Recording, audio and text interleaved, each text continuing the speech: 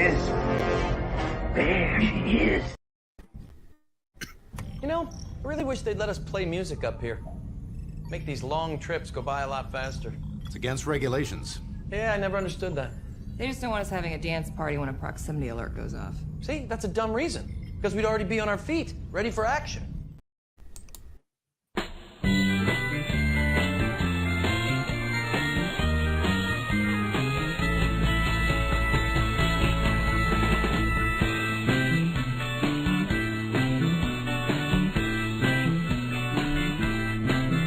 Greetings and felicitations. Hello and welcome. I'm Anti-Derivative Jill, and this is Shore Leave number 20, but also this is my 600 subscriber celebration. And I'd like to welcome everybody here on the panel, everybody in the chat.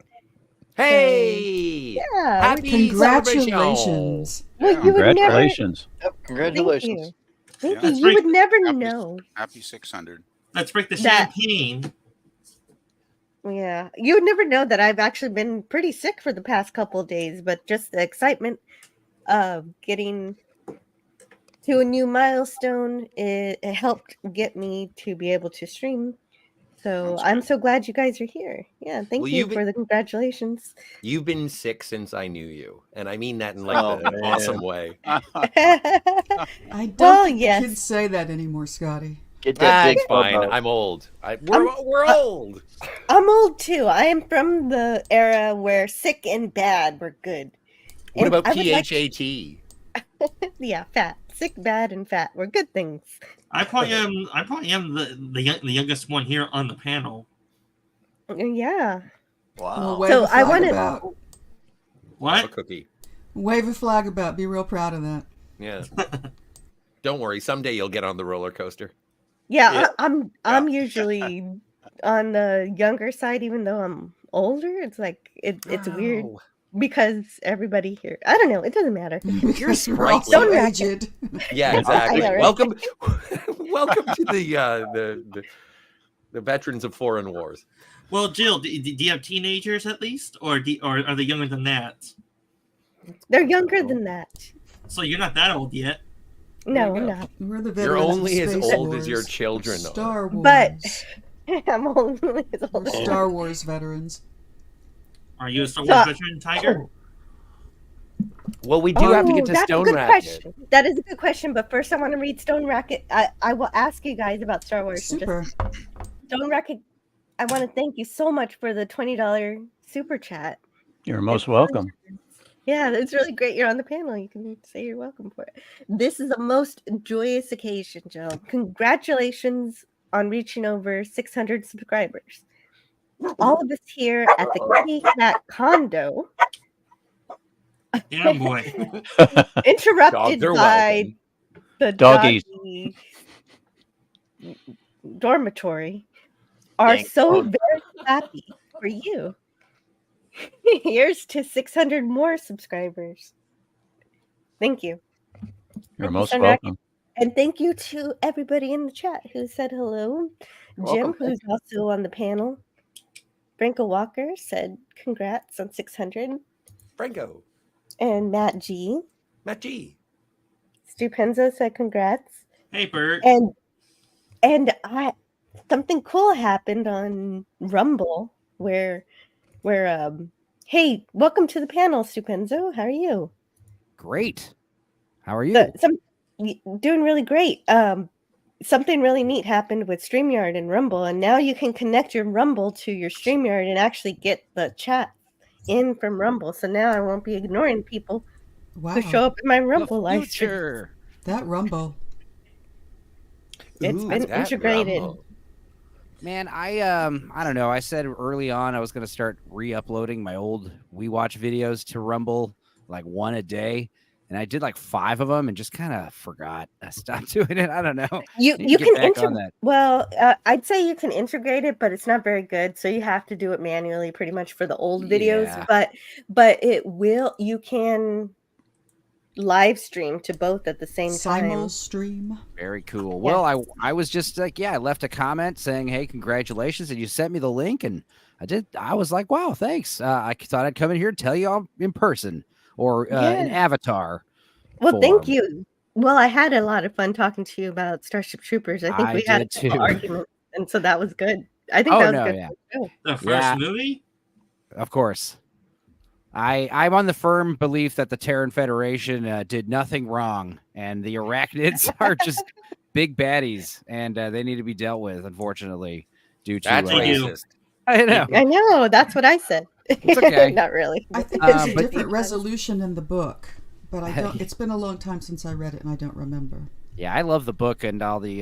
That's the other thing is like I kind of support the Heinlein Federation future. This idea of like, you know, you can only vote if you serve in the military and stuff. It's like let's Yeah. try it. Let's see what happens. Well, no, but that's an interesting philosophy that comes from the book, but I think it is satirized in the film. And so Yeah. the difference, like from my understanding, is that people went into the movie expecting almost something that would eclipse Jim Cameron's Aliens of military hoorah. And unfortunately, as opposed to Aliens, at the end of Starship Troopers, the Starship Troopers, they win, and it's slightly sour that they win. Yeah. Well, it's There's also a- it's like there's it's a like this is a way Paul. of life. This is what we're doing now, the fighting. But anyway, Well, that's the Oh, no, filmmaker no, no. too. It's Filmmakers discussion. heavy-handed on satire in course. general. I Well, love Paul RoboCop, dude. Verhoeven, obviously. Yeah. I mean, Well, especially for this filmmaker, he is. But yeah, I mean, Jill, thanks for letting me come in here. I was checking out your Oh, channel a while definitely. ago. I love this whole, let's talk about the Wrath of Khan for 4.5 hours. That's like right up my alley, that kind of stuff, Let's talk about That one is- episode that of is the Star kind of Trek thing. for 3 hours. Love it.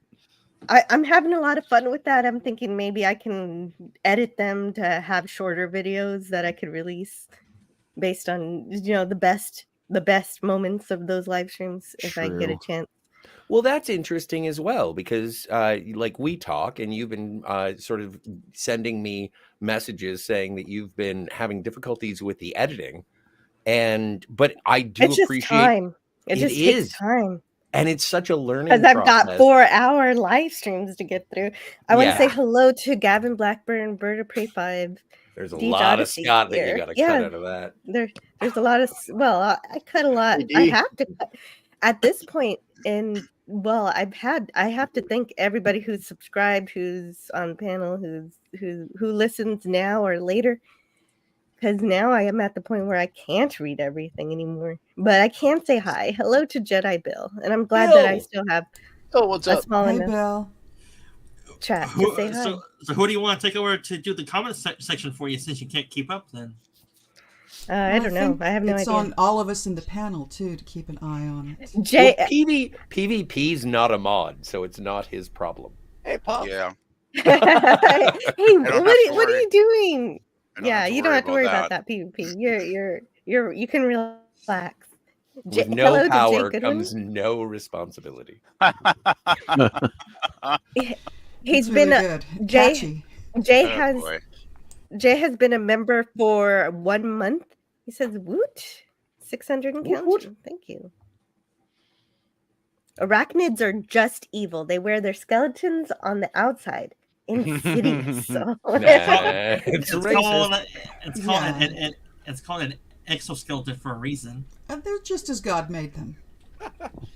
They have no god, Tiger Stripes. Yeah. Actually, Don't they know do. that. The True, arachnids we were don't. evolved for communism. They're basically commies in animal form. They're basically like the Borg. What are the other good And hive that's what minds? White portrayed ants Pandas. as in Sword There you into go. Stone. Yeah, right. But it's hard to know. It's hard to know because we never actually get to talk to them. Nobody's bothered to try. Well, Well, To the they- best of my knowledge. Neil Patrick Harris. Yeah, did. they were trying, but the thing is, even if we did learn to talk to them, I was saying, I don't think we'd like what they were saying. They'd be calling us names and wishing us death. They Well, seem to be no, real they always jerks. say that about cats too. So But the only Yeah. time that But we don't anyone- know that for sure. No, I know. only I time assume that because I'm, like you said, I'm an insect racist. But you are. Hey, I've Hey, look, I've I seen, like both insects. I've seen Phase 4. I know what those ants are up to. You know, I actually haven't watched. I watched Marvel's, like, ironically, and I think after what was that Spider-Man movie that came out after Endgame? I think I haven't seen any of that stuff. I don't Away think. Home. Yeah, Good for yeah. you. I just No, kinda, I'm Oh, referring. Long Way Home was really good. I did Oh my watch that. God. I'm It's referring to incredible. the No Way Home. I'm referring to the sci-fi Ant-Man. movie from the early 70s called Phase 4, Oh, Directed- I directed by Saul Bass. love the Those giant ant insect movie. movies of the late 70s, boy, were they bad. Yeah, there was the giant ant movie with or was it Giant Grasshoppers with Peter Graves? Oh, there's so many. yeah. And Shatner was in every other one. So Oh, no, I've seen a the- couple of them. Kingdom of the Spiders with That's Shatner.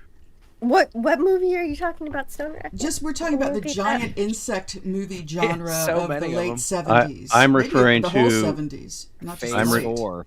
Yeah, this isn't look a that up. giant ant movie. This Yeah, is I thought you were a, talking wasn't about that they were Quantumania. giant. It was just that there were a whole lot of them overrunning things. right. It was, But this movie, yes. Phase 4, from I believe 73, 74, somewhere in there, directed by Saul Bass, who did a lot of of Rankin Bass. Sorry. no I, Saul. I'm actually thankful that you were mentioning that because, like, I thought you were telling me a Quantumania joke, and I was like, dude, I No. haven't seen any of that Phase Saul- 4 shit. Saul Bass did a lot of. He designed a lot of movie Oh, I know titles. Saul Bass. Yeah, I'm a graphic designer. He's a That's my right, job. graphic so, yeah. designer. He did that crazy Shining poster that he Stone did like Racket. 100. He did like 1,000 Shining posters, and Stanley Kubrick picked that one. Stone Racket, what is Phase 4 about? Phase 4 was pretty good, I think. Actually, It's about an intelligence that takes over this colony of ants, and my interpretation is it's an alien intelligence that takes over this colony of ants, and it's basically these researchers out in the desert versus all of these ants. Cool. And Yeah, I it's thought Phase 4 it's just was a really- fascinating. It has the just incredible micro photography. It was a great film, actually. Yeah, Well, it's a fascinating movie. I Well, there's did horses. always conflate him with the Bass of Rankin Bass. There's a nice little thing here on IMDb. It has been said that once you see the opening titles to a film that Saul Bass has done, you can walk out of the theater because you know exactly what the film's about. He has shown you the entire thing in the first minute or so. Wow. Yeah. And famous for doing Psycho. Vertigo poster was The always my opening- favorite of his. The opening credits, Yeah. I reckon. That's incredible. Neat. That is So he pretty was an great. animator. I also Yeah, he- I want to say hello to Raymond Feliciano and Mr. Brown Alliance, who also congratulate me, and as well as Ariba Bell. Hello. Mr. See you Brown. later tonight, Jay. Whoa. Yeah. Wow. I know. We got a date. On the last chat, I was on. Someone mentioned 2150 as a Star Trek number. I looked it up, and it seems like I got that number by fluke from YouTube, but it does apply. Well, what's 2150. Yeah, I thought it was 2158 was the establishment of the Federation. Is it 2158? They mention it in an episode of Star Trek: The Next Generation where it's what's wild, and it's like Yeah, 2158. You're It right. is 2158. So twos, aces, fives, and eights are wild. And Worf says it's a children's game with so many outs. Hello to Edge of Time. Want to make sure I say hello to everyone in the chat. Gap After Dark Hey, is Edgerton. also Hey, Gap. here. Hey, Red Monarch. Hey, cool to see you here. Doesn't Worf also like Abby prune Blackburn. juice? Isn't that like one of his? Yes. Yeah. Cool. Yep. Yes. Yeah. It's like a yes. drink for men. A It's a warrior's drink. warrior's. There you go. Yeah. What was Hey, that? Penny. What was that chat that mentioned them in Phase 4 you just had up for a second? Mm. Oh, did it? Them, the killer Okay. ant. Gavin Blackburn says There. them. Phase Yeah. 4. Empire of the Ants. There you go. Ant Or, dude, you had know what's its another own good one? genre. It wasn't insects, but it was the Night of the Lepus with the giant rabbits that kill people. Dude. Ah, Yeah, bad Bad Was that decade for Bones? that kind of movie. They're all DeForest Kelly's pretty finest bad. hour. Bones was in that one, right? Yeah, I forgot. I Lord. love good actors in bad films. Hey, hello, Bad Penny. actors in good films. Penny. Thank you, Matt G, for the $1 super chat. Oh. Yeah. And Sci-Fi Sit Down. There, I got it. Now We're good? We're caught up? We're good. There are too many people here who adore you, Jill. Penny. I think this I is like to cool. say Penny's name. Yeah, I like Penny too. She likes to give out lots of hugs. What is the maximum number of panelists you can have on this stream? That's 10. I can have 10 and 2 in the background, 2 like just waiting, just like lurking around, like, hey, we want to be Whoa. on, which is really cool because I can see who I can rotate out, so I can rotate people.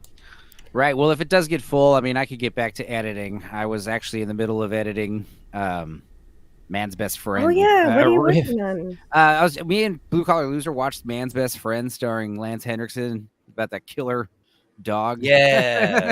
Is it a Swallows cyborg cats. dog? It's like genetically mutated and mixed with Oh. like DNA. It's got like chameleon DNA, can turn invisible for some stupid reason, and Wow. swallow cats whole and climb trees. Ugh. It's dumb. Is that a recent movie? Yikes. No, it's like No. 94, 95.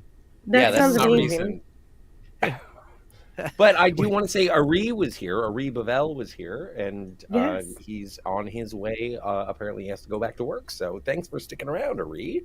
Oh, Pleasure thank to see you. you. Thank you. Thank you for hanging out, Ari. Ari Buffett. I thought it was Ari. Oh, is I Ari? don't know. I was told. Probably. I think Well, it's you were Ari. told. Were you told by Ari? No, I was actually told by Gil.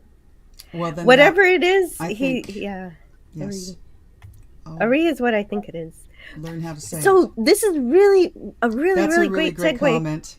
for me because DeForest Kelly's birthday is tomorrow, along with Tom Baker, Ooh. the best The doctor. best doctors. Very funny. Absolutely. Totally Yeah. agree with that one. That's a And great yeah, comment. it was really sweet because if DeForest Kelly ever signed an autograph to an actual doctor, he would always write, "To the real McCoy from the real McCoy, REEL." Oh, that's charming. That's great. Takes a It long is. time too. That was awesome. And I love that this was brought up because I did kind of want to take a step back and look at the past stuff I did on my channel. And my very first live stream was a live stream about DeForest Kelly with Pop Culture Curator, Yay. who remains to this day an amazing co-host. And so that's my very first one right here. I'm not actually going to play through it or anything, but it was really fun because it was about all the poetry that DeForest Kelly would write. You found out just how much he loved the fans and he loved his time being Dr. McCoy. When was the stream? This stream, it says a year ago. Oh, No 2 years specific ago, day. really. February 15th, 2022. Okay. Valentine's Day. Wow. Wow. So my That's Bummer. over 2 years ago then. Wow, just Oh, my. Ghostbusters 2 Almost. joke? Yeah, that was a Ghostbusters 2 reference. Thank you for Wow. picking that up. Love you. that's great. Wow, wow. You've done a lot of videos since then. Boy. Yeah. Rock and Oh my roll. goodness, that Almost a 2-year anniversary. Yeah. Yeah. Gee, you should maybe Wouldn't that have been think of weird having if a- it was like 2 years like on the date? Do-do-do-do-do-do-do. that Well, would be. of a 2-year But anniversary this is a matter of rolling the dice. Jill, I don't think that you planned when you were going to get 600 subscribers. It just happened to fall on a Friday. Right. We were going to review Buckaroo Banzai today. I know. But I'm so I know. disappointed. But I'm glad we didn't because I've been sick as hell and doing slides last night would have killed me. I need That's another true. week to prep. There Yeah. you go. Me too. Tiger, I have some you're a shots big... to share with you. I Yeah, have to. I understand. have to solve the watermelon mystery anyway. No. There's no solution for that. And you I've don't got a- You have can make to. it up in your mind, like why is a raven like a writing desk? But there's no answer. Why is Yeah, Jeff I've got- Goldblum dressed gotta like a watch it, yeah. cowboy in the end? Although, in the dormitory, there's grapefruit everywhere. And nobody ever talks about them. Oh. No, I This is guess gonna it's be not fun. as exciting as what. all the produce that is in Buckaroo Banzai. Random we need to make sure produce. to get what's in the box? Buckaroo Banzai What's is a in the vegan. big pink box? Which If is you what I will- say now every time I see a bakery box. Well, thank heavens, because I It's had my other standard ideas. go-to. Yeah, like Oh. Buckaroo Banzai and Howard the Duck have always been like spiritual sequels to me. Like I always like watching those two like together or thinking about them together. And my opinions about them have changed. Like when I was a kid, I loved Howard the Duck. And now that I'm older, it's like now Buckaroo Banzai is like so much superior. It is. I can't wait to talk about it next week. Lemon Cool. Pie says, "Congrats on 600, Jill." Thank you. And hello Lemon to Pie. Canadian Spider-Man. Hey, Lemon, what's up? Look at all the friends here. Hey, Lemon. Hi, Hey, Spidey. Spidey. Oh, I Hey, wonder if Spidey has a link. I need him the to have one if he Spider-Man. needs it. Weren't you just at 500 not too many months ago, Jill? Like, it seems like Oh, your yeah. channel's exploded recently. Okay, let's see. It wasn't that long ago. You're right. Is this like 3 or 4 months ago? Maybe, kind of And- something like that. Nice. Yeah, 3 months. 3 months Yeah. exactly. Here's my last one. Wow. That's a heck of Yeah, an so- increase in 3 months to get 100 Well, more. I have to 100. thank you, PvP. You've been a big help to the channel. One of my best stream last year with the highest views for last year was 797 views. Was for our Man from Uncle stream about David cool. McCallum, Awesome. Love it. and so it was kind of a memorial kind of stream Yeah, for him, Yeah. and it was really great. It did really well. Well, there's a lot of Uncle fans out there, I'm guessing, so that's probably Coneheads. part of it, Jill. I would think, Apparently, I should do a Man from Uncle stream. Well, McCallum was also integral to, is it CSI? Yes, That- CSI. yeah. That's correct, And I Tiger. think a lot of the kids know him from that. Yeah, and Yeah, younger people. obviously would- I Yeah. obviously have all my Star Trek streams. We did a really great analysis of the terrible Star Trek Nemesis movie, which was a lot of fun. Oh yeah, I had fun with that but one. then Love Fest for the Wrath of Khan, obviously. And sometimes I'll play video games too. I'm really terrible at shooting games, so if I'm playing Duke Nukem or Doom, don't expect me to do well. But I do really well on Zelda, so I do that sometimes, and I do well on point-and-click adventures.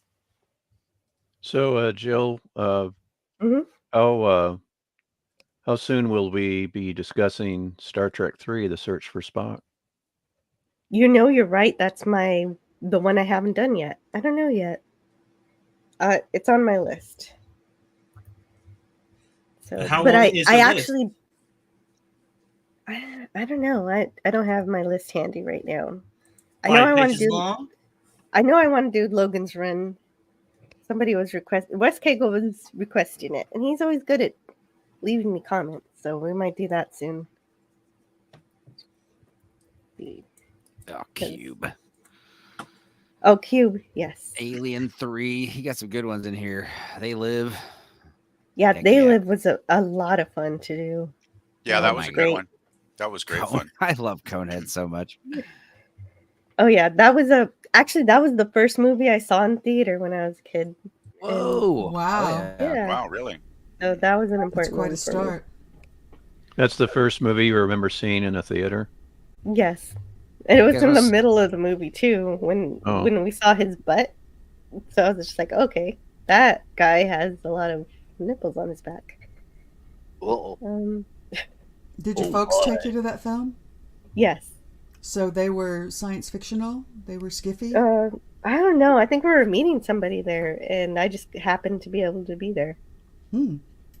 Robinson Crusoe on Mars. This one is a surprise one that got like less than 100 views when it first started, but it's doing well now.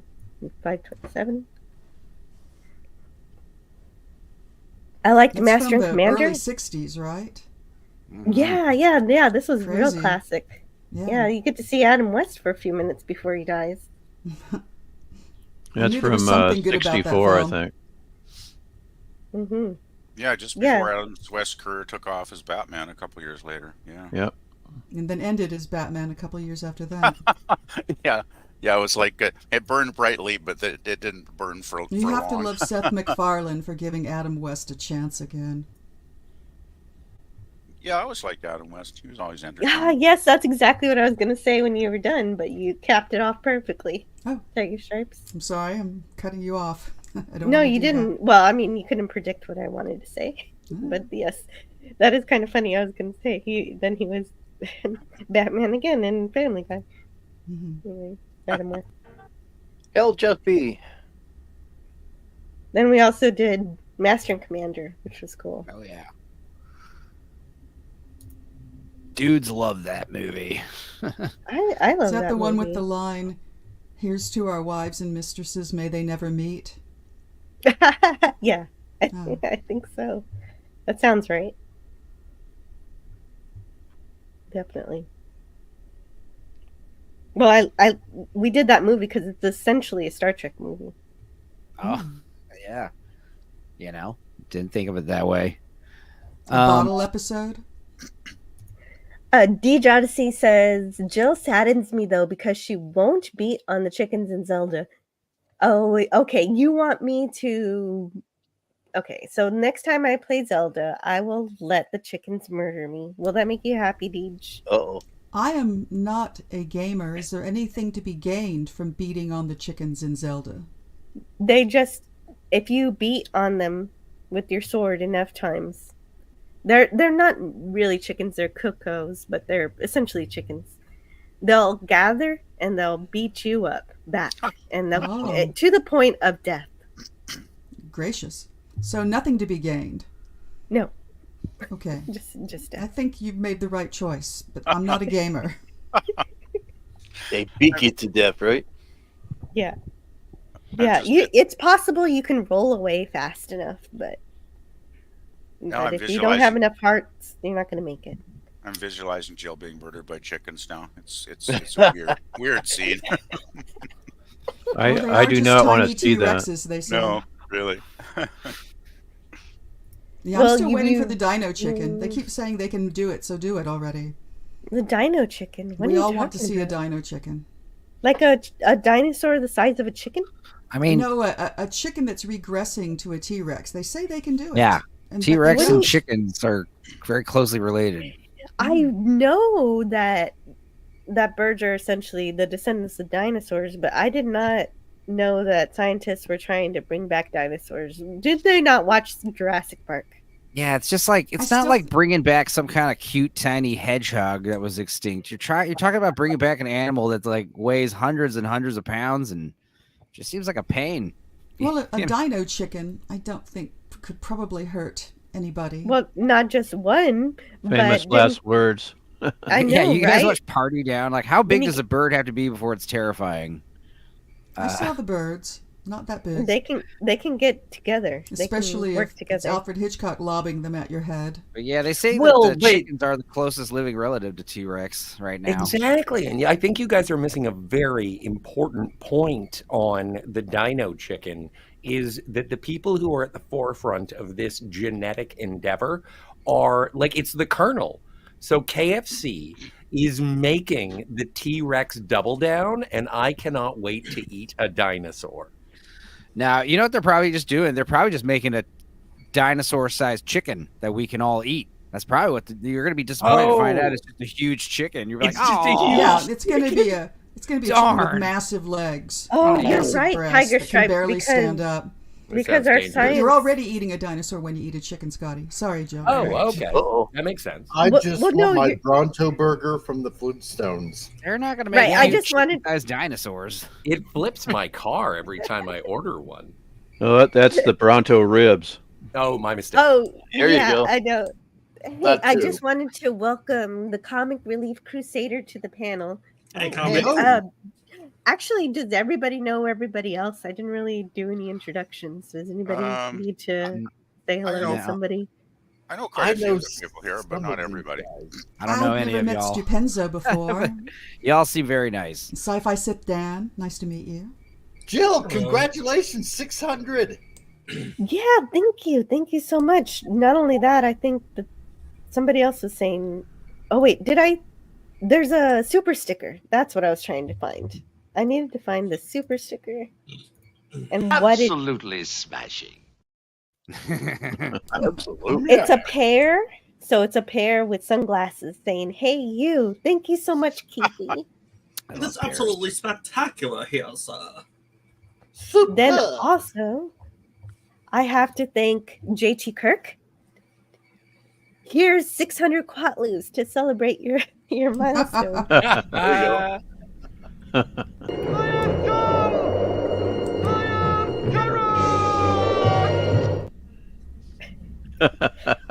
Scotland forever! Thank you. And Bone is also in the chat, so thank you so much for the congrats there. I can't find your chat to click on it because there was stuff going on for a minute. Oh boy. Hello to John Malama, Jeff B. That's how Bone and Commodore don't meet, because his dogs will love his Bone. Well, Bone actually What? has an avatar of a cat. I thought I was the one who was supposed to talk about the sex. Yeah, really. Dogs do love bones. Hello That's to true. Melted Copper. And pussies love dry food. Sometimes a cigar is just a cigar, Scotty. This is true. This is true. And No matter Tiger what your Stripes. brain tells you. Yeah, well, oh, my stars. My brain, it has the consistency of sangria. Oh, jeez. Yum.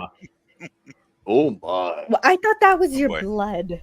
Yum. What kind of Well, zombie it's crack is that, floated. buddy? It's floated to the top. Let's boy, be I have honest. I had a uncle that was a neurosurgeon, and he'd tell us like horrific horror stories at dinner, all the time. Like, hey, Enzo, do you know that fresh brains, they actually have the consistency of toothpaste? Oh my And god. I'd just be like eating and I'd be like, what? Yeah. So Yeah, this when is you your- die, your- your brain firms up. Your weird neuroscientist uncle? Yeah. Well, that's why. Incredible. Who drinks? Ew. Isn't Isn't it Commander? sticky as toothpaste? Who drinks brains out of a straw on Star Trek Next Dr. Generation? Kevorkian. I feel like it's Riker and Troy. No, Troy's the cake. I think that Yes, Troy is the cake. Riker has the straw Dr. in his Crusher. head, and Dr. Crusher is drinking it. Well, it's So really it's the more- aliens that are drinking from the humans. Yes, it's Is all. that yeah. actually They're hungry. happening in the context of the show? It's not just some Yes. sort of fever dream? No, it's actual factual season Oh 7. my though, so they had God. lost It's ideas. real. It's a horror episode. It Wow. is. It's like that episode of Red Dwarf where, those bug aliens were going around and, sucking the brains out with the metal straw. Yeah. Mm. Starship Yeah. Troopers, baby. That's right. So That's those right. brains. out. Yes. Oh, favorite no, line of the yeah. movie. Right. The whole theater erupted in laughter when he said that. You know what I mean? And it was like in a good way. Like Yeah. Mhm. For a light, What? refreshing snack. They are way more efficient, the arachnids, at sucking your brains out than any Oh, of the yeah. other aliens. It's really like The other one of ones, their they only kind of want moves. to keep you alive for a while, but the arachnids. Oh yeah. What? Well, they One and done. sort of evolved that way. They did. Most Oh, no, critters who- prefer fresh meat. Who do we miss? Who just dropped out? Or did we get someone new? It's Kane. No, we It's got Raymond from King Dolphin TV. Raymond. Hello, King Dolphin. Dolphin. Hey, King, what's up? Yeah, not much. Working. Hey, Working. Hello. Just, I wanted to come in and just say congratulations, Jill. As did thank you, I. Raymond. I'm so glad you're here to say that. I've been on King Dolphin's channel lots of times, and he's been here too. He was just here to talk about Nemesis, and that was cool. He was on one of my very, very early live streams that I don't want anyone to listen to about Star Trek Picard, and I was just railing on it, and he was helping. Too late. We did. I want to hear it. That sounds good. I really want to hear that now. It does sound good. It's not like you, Jill, so we need to know that part of Jill. We Yeah, need to we know need- that side of you, the railing need side, the a ranting rant. side. Around. Well, I need to do it again, where I don't sound like I'm nervous all of the time, like I did in all of my early live streams. We do have the last 2 episodes of Picard season 3 to review. Oh, no. God. You're right. We do. We do. Oh. Well, we gotta. Let's go. I am a bit of a completionist, so I wouldn't mind doing that. It that show just hurts my soul, but I am we too. do it. I'm a completionist also. That's why I don't like getting into shows. The circle will be They're complete. be good, man. Raymond dropped out. Raymond Oh, is like Raymond. Batman. He's working. He had to just drop in. And Okay. drop Yeah, in, that's what I'm check thinking. out. Raymond did have to go to work, but if Raymond did want to come back to promote his stuff and tell us about what he's doing, then you he can do can. it. Okay, but I don't know it as well as he does. Well, King- King Dolphin channel TV. name? He's an Yeah, author King of many Dolphin books. TV. Right. The Dolphin All about Wars. you. Available Yeah, on you Amazon. guys know the Dolphin Wars. Yes. Yeah. You know, it's Yeah, one of my favorite movies. Oh, He can King probably Dolphin. talk about it. Nice. Here he is. Okay, hold on just a second. Let That's me. Move him. Oh, there. Actually, it's not. So, Hello, can you hear me? now? Raymond. Yeah. If you have to go, did you want to tell us about what you want to do? What you're doing around on the internet? Well, I think the reason I got disconnected was because of the weather around here. Oh, you're not. Oh, leaving. you don't mean to leave. Okay. Well, Yeah. that's even better. But I've got to also pay attention to work. So, sure, I can tell you if that's okay. Do it. Yeah, definitely. Yeah, tell us what you got going on, and then you can get back to work. Well, and Okay. also you can stick around if you want to. Oh, but- I'll Yeah, listen. you can stick around too. I'll listen. Yeah. But I did want to congratulate you on your 600 subs. Definitely. Thank you. And let's see, still doing my Wednesday interviews. I've got a Oh, couple yeah, of what's interviews, up plus I'm doing a comic book reviews. We're doing Oh, Fantastic yeah, that's pretty Four. cool. Wow. We're doing the Fantastic Four from beginning to Whenever you give up. whenever we give up or they're ready to throw things at. Whenever, Yeah. how many are there? Oh, thousands. No, there's about Okay, so 700. whenever we give up. There's about 700, but on my DVD there's about 500. And Oh, I have one of those. we just got done with issues 1 and 2. A DVD, I have- yeah. Okay. I have like a Marvel's Legends hardcover full color collection of the first 50 Fantastic Four comics. Oh, cool. And I got a Penguins books retrospective just this Christmas past, talking about the importance of the Fantastic Four. And then for my birthday, I got 2 dollar store action figures, and they cost $5 a piece. So, like, your dollar store is lying. But I got Reed Richards and Ben Grimm. Nice. Like, I am Cool. such a fan of the Fantastic Four, and watching your first episode of the Fantastic Four was so absolutely pleasant. I enjoyed it. The Fantastic Four is like a warm hug. And so I'm glad that you're reviewing it. Clobbering Times obviously is a big fan Mhm. based on the name, but it's just so nice to hear different voices talk about the Fantastic Four, not only with reverence but also affection. So I look forward to new shows, man. Thank you. Yeah. Thank you. King Yeah, Dolphin. right. King Yes. Dolphin. Me too. Do you have the? You mentioned a DVD. You mean you have that DVD ROM that has the Fantastic Four collection on it? Yeah, 44 years of the Fantastic Four. Yeah, I have the one that combines the Fantastic Four, also with the Silver Surfer, Nice. Oh yeah, I had those.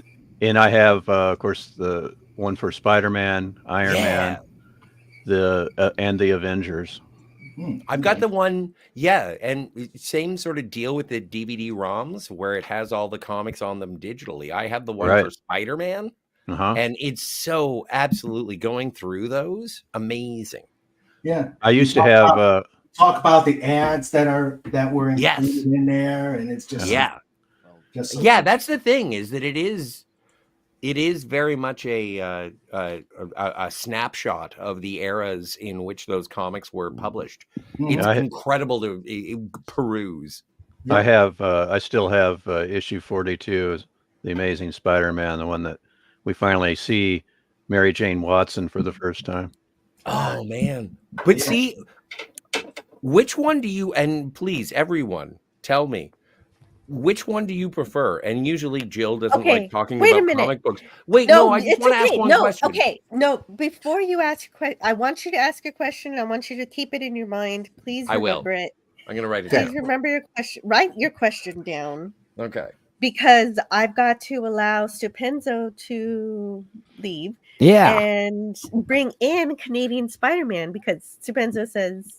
Yeah, I got work to gotta do, guys. I really just wanted to pop in and say hello. I really appreciate that. Oh, no It's nice to worries. meet you. No, of course, you Yeah. guys seem very fun. I was, like I said, I got to edit some Man Who's Best Yeah. Friend nonsense, and then I got to do some other stuff later. Watch a movie with, who is it? Actually, Andrew. Then I got to go watch another movie with Emperor Goodwin and company on B-roll.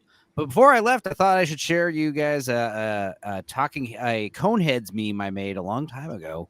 It's in the screen share down there at the bottom. Well, it's really great having you on my show for a little bit. Maybe we can. Oh yeah, talk if and you want to share collaborate my screen someday. real quick at the bottom, I'll show you guys Sure. this funny little joke, and then I'll bounce out of here. I don't see. Oh, there it is. Yeah, there you go. Maintain low tones, people. Maintain low tones. So Nice. I will see you guys around. I hope you guys have a great rest of your stream. care. And Yes. yeah, congratulations, Jill. Hopefully you get to 1,000 real soon. Thank you. That is the goal this year. I think I Of can make it. course. Thank you. I know you Talk can. to you I later. know you can. All right. Well, ladies and gentlemen, I'll see you guys later. All right. Take care now. Hey. Bye. Later. Bye. I'm going to have to bail as well. I've got a call. So, real quick, besides the interviews, we do the Just Cousins. Oh yeah, the Just Cuz on Saturdays. Yep, Just Cousins on Saturdays or Sundays. When things go bananas, go off the rails, and we all have a good time.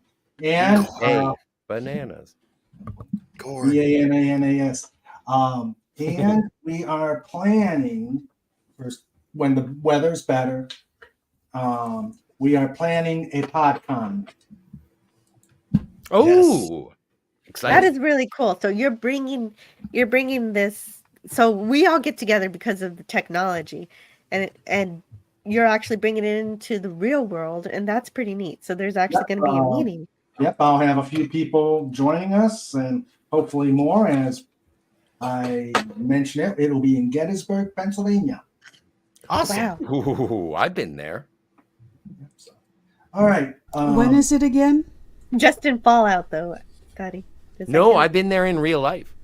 Oh, really? Yeah. Oh, Tiger Stripes, it will be Sure. probably late May, between May and June. We don't have a confirmed date yet. Mm-hmm. Do you have a hotel picked out? No, not yet. We're still working. Mm-hmm. Cool. The Step Right Inn. Make sure you get your contract straight with the hotel. That's The happy. We may just do, being this is the first one, we may just get a restaurant or something like that. An intimate setting. Mm-hmm. Yeah, accommodations aren't included. Like, what kind of a PodCon are we talking? accommodations aren't ever included, but if you're Right. traveling, it's nice That's if true. everybody's in the same hotel. Why? True. Well, a lot of they usually use a convention that's already going on, and so that you can hang out there and. It's the Happiness Hotel. There's no fire in the fireplace. There's no carpet on the floor. Don't try to order dinner. There's no kitchen anymore. Well, Jill makes a good point the that if you local could KOA combine it with another ongoing convention in the area, that would be That's brilliant. fine. We have to find some Shriners and ride their coattails. Have you ever been to a convention, Scotty? I'm getting the feeling you're a fake fan. Oh, that's what did you just call me, woman? Burn! Ooh. On that note, I think to take off, and don't forget. Ah, good point. Bye, Yes, Raymond. thank you, Raymond. Say hello We'll to talk your to you later. beautiful wife, Sandra. I sure Oh will. yeah, Oh, someone, yeah. Hello to Sandra. someone pushes Scotty's shoulders and people are leaving the party. Like, let's rethink this.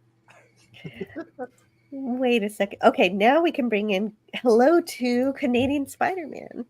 Hey, Hello and good morning, everyone. Hello and ahoy. Hey. Afternoon. Hey, It's nice to you. meet you in person, Canadian Spider-Man. Yes, same to you, Seth. Sith Dan. Comic Relief Crusader made this avatar for me, so glad to have this on here. Was Hey, that congratulations, that? Jill. That's so awesome. Thank you. Yeah. 600. That's amazing. It is. Yeah, it is. It's wonderful. I know. And I want to thank Matt G for a $1 super chat. Thank you, Matt G. Canadian Spider-Man. I had to play the video. What's all this crud I hear about you wanting to hit me with a screen door? That's how he says he loves you. Door. Yes. It's better than an oaken door. No, Very I haven't. I don't. Think he would. I don't recall that. It doesn't sound like Spidey. Well, I thought these things were supposed to be ragers. Yeah.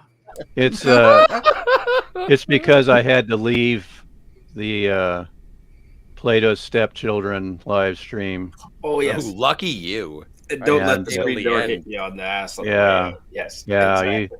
I was so offended by that. Oh, I didn't even notice that, Chad. I didn't either. I may It's have not like Canadian Spider-Man. Are you sure it wasn't someone else? I have no idea what this is about. I know. Fight, Well, fight.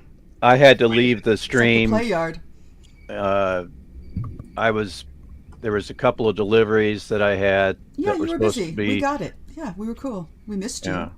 I'm sorry about that. No big.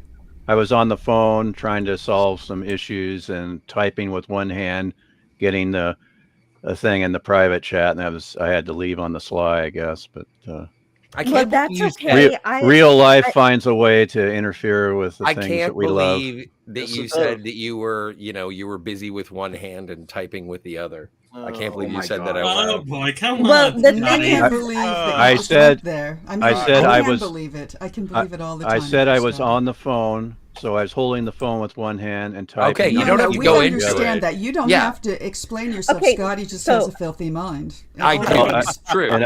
And I should uh, really clean the Okay. filters. Oh boy. In other words, he's So I more just than- wanted to we're here say, to celebrate Jill's True. 600, and please cut out the 35. filth. 35. yeah, I understand real life gets in the way sometimes, and so, but usually very when Goldblum people of leave you. my show, I do like it for them to let me know so that I can let them share their last words and some last Ooh, words. that last they have words. about- Last words. Ooh, Like- gee, that'd Okay, be hard. Tucker. Well, this got awkward. and I dark. regret everything. But I do that all the time myself too. Yeah, me too. I'm trying to think of an explanation of a term for it. I think it might be a Russian goodbye, where you say goodbye no. and then you turn and you go. Yeah. You know, I kind of prefer that too. But it's not like a Minnesota goodbye where you say goodbye but you don't really leave. You just stand there talking. Yeah, Or the that's what Irish I like. goodbye where you But don't that's say what I goodbye am. at all. You just disappear. Oh, it's I been am- really good I am talking Southern, to so I you. do I like can't wait to to say- go anyway. Exactly. I got so much things going on. I gotta, oh my stars, I gotta do these things. And And I anyway, know- let me tell you all about these things that I Watched have to Fargo And I- one too many Oh times. my God. It's Oh really my good. god, I Scotty. am knees deep into Fargo, and I'm loving it.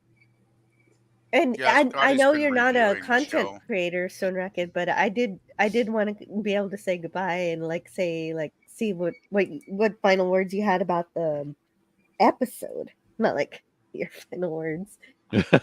But if you had time, but if you didn't have time and you have to ever run away from the live stream, that's okay Yeah, too. I do understand that has to happen. Yeah, sometimes. it was a mess, but I But don't you have and Canadian anything. Spider-Man were about to fight, and let's discourage No. that. Fight! That's Let them No. fight. Canadian Spider-Man's cool. I was just joshing him. that was funny. I may have had some beers that day.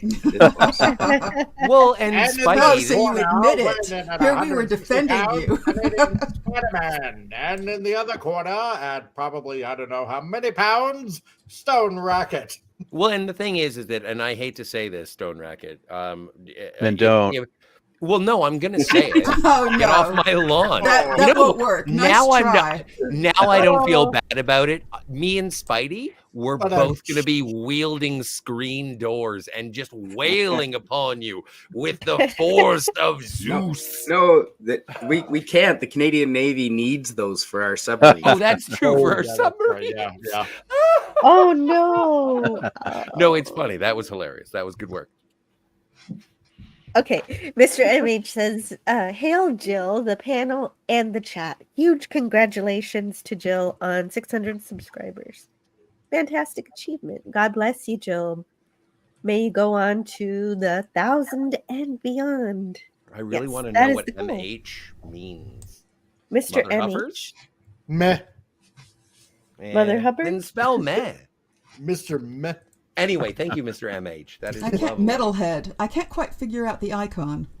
That could be, yeah. Yeah, that's a clue usually. I don't know. I see a lot of people's icons, and I'm just like, I look at Canadian Spider-Man's icon, and I look at Comic Relief Crusaders, and I just say, what? Like that's the best you could do. Yes. At a moment's notice, yes. Well, it's very lovely. You know, good, Well, good What are you job. talking about? I'm Scotty? making I thought fun it of was good. two people at the same time. Yes, It was you are. somewhat low stone, effort, but it worked. two Good birds. to see you, Scotty. Stone, Scotty. PvP. Hey, Hello. PvP. It's Hi. snowing here. Yeah, it was snowing here this week too. We got almost a foot of snow. It was great fun cleaning the Same. car up yesterday. Yeah, and Here we now go. it's covered again, like I did nothing. I think it's actually supposed to snow again. So yeah, probably. I haven't looked out the window today, but it might have No. snowed overnight. It's Good. snowing here. Every Toboggan. time Snow. I'm sorry. Tiger. As long as it's snowing somewhere, I'm gonna have my snow in the background. Every I like time it. I I walk love it. around on an August summer's day and it's pouring rain and everyone is upset because it's supposed to be summer and they're like, oh no, it's raining. And I was like, well, at least you don't have to shovel it. And so Exactly. this is the time of year when I'm like, Yeah. I hate precipitation. I don't When own it a comes snow down shovel. as snow. I agree with you, I have Scotty. an There. avalanche. I have an So avalanche. Frankel shovel, Walker but- likes to remind us to subscribe, share, hit the like, and select live chat. Thank you. That's right. Do it now. Put the cookie, eat the cookie. Oh my Eat goodness, that. Big Daddy Eat it MRI. now. He's I'll be back. Thank you so much, Big Daddy MRI, for the 1999 super chat. Congratulations on 600 subscribers, Jill. Well earned, and here's to 1,000. Well before year's end. Yes, yes. And so I'm going to try to do some new things to hopefully move that along. Ooh, I have Big total Daddy, big confidence. spender. Total confidence, Joe, that you're going to hit 1,000 before the end So- of the year. So I what know you video? can do it. Oh, Scotty, by May. Yeah, please pick a video for Big Daddy MRI.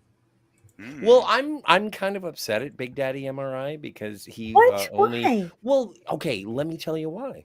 Is because he donated $19.99 like he's Ron Popeil or something. You don't have to What is sell. this, Festivus? Make Is this it- the airing of the make it a grievances? round Okay, you slap your number. 1999 down. No, I'm just saying, give the extra. Well, maybe you penny. should donate extra penny. People love nines. It's I don't scientifically proven. Magic Yeah, number 9. cats. Maybe he's a Prince fan and he's just paying tribute to Prince.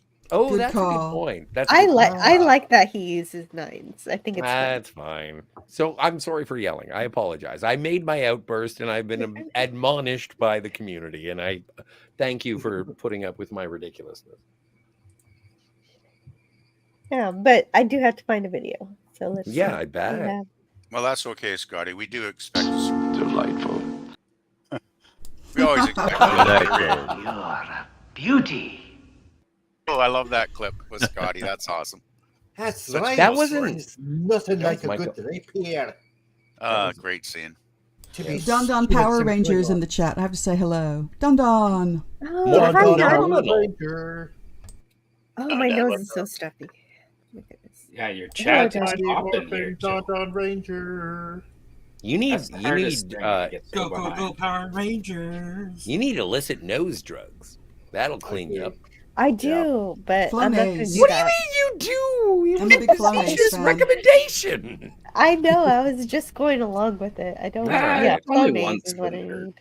You know what? If you're going to try cocaine, you might as well do it when you have a cold. Yes. Sounds right. Roku says, "Congratulations, Jill, on reaching over 600 subscribers. This is only the beginning for you and your wonderful channel." Yeah, see, if I wasn't sick, a celebration like this would have started 2 hours before the normal start time. So the fact that we get one at all is amazing, and I'm so glad you're here to hang out with me and talk about stuff that you want to talk about. Grogu. That's Grogu! Really good. Yeah, Grogu.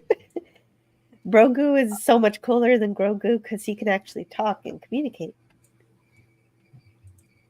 I am Groot.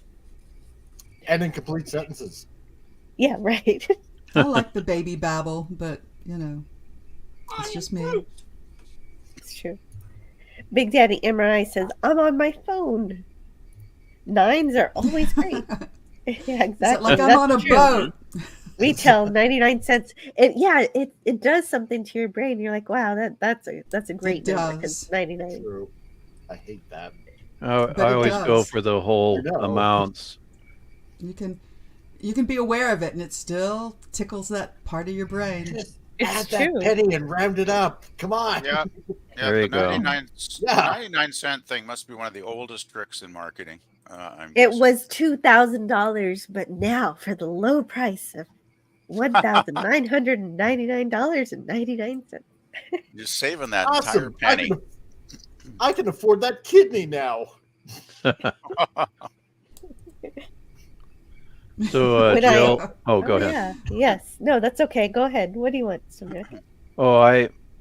You mentioned that Coneheads was the first movie you remember seeing in a theater. I was wondering what everyone else's first cinema experience that they remember. A good question. First, I want to read this story by Canadian Spider-Man.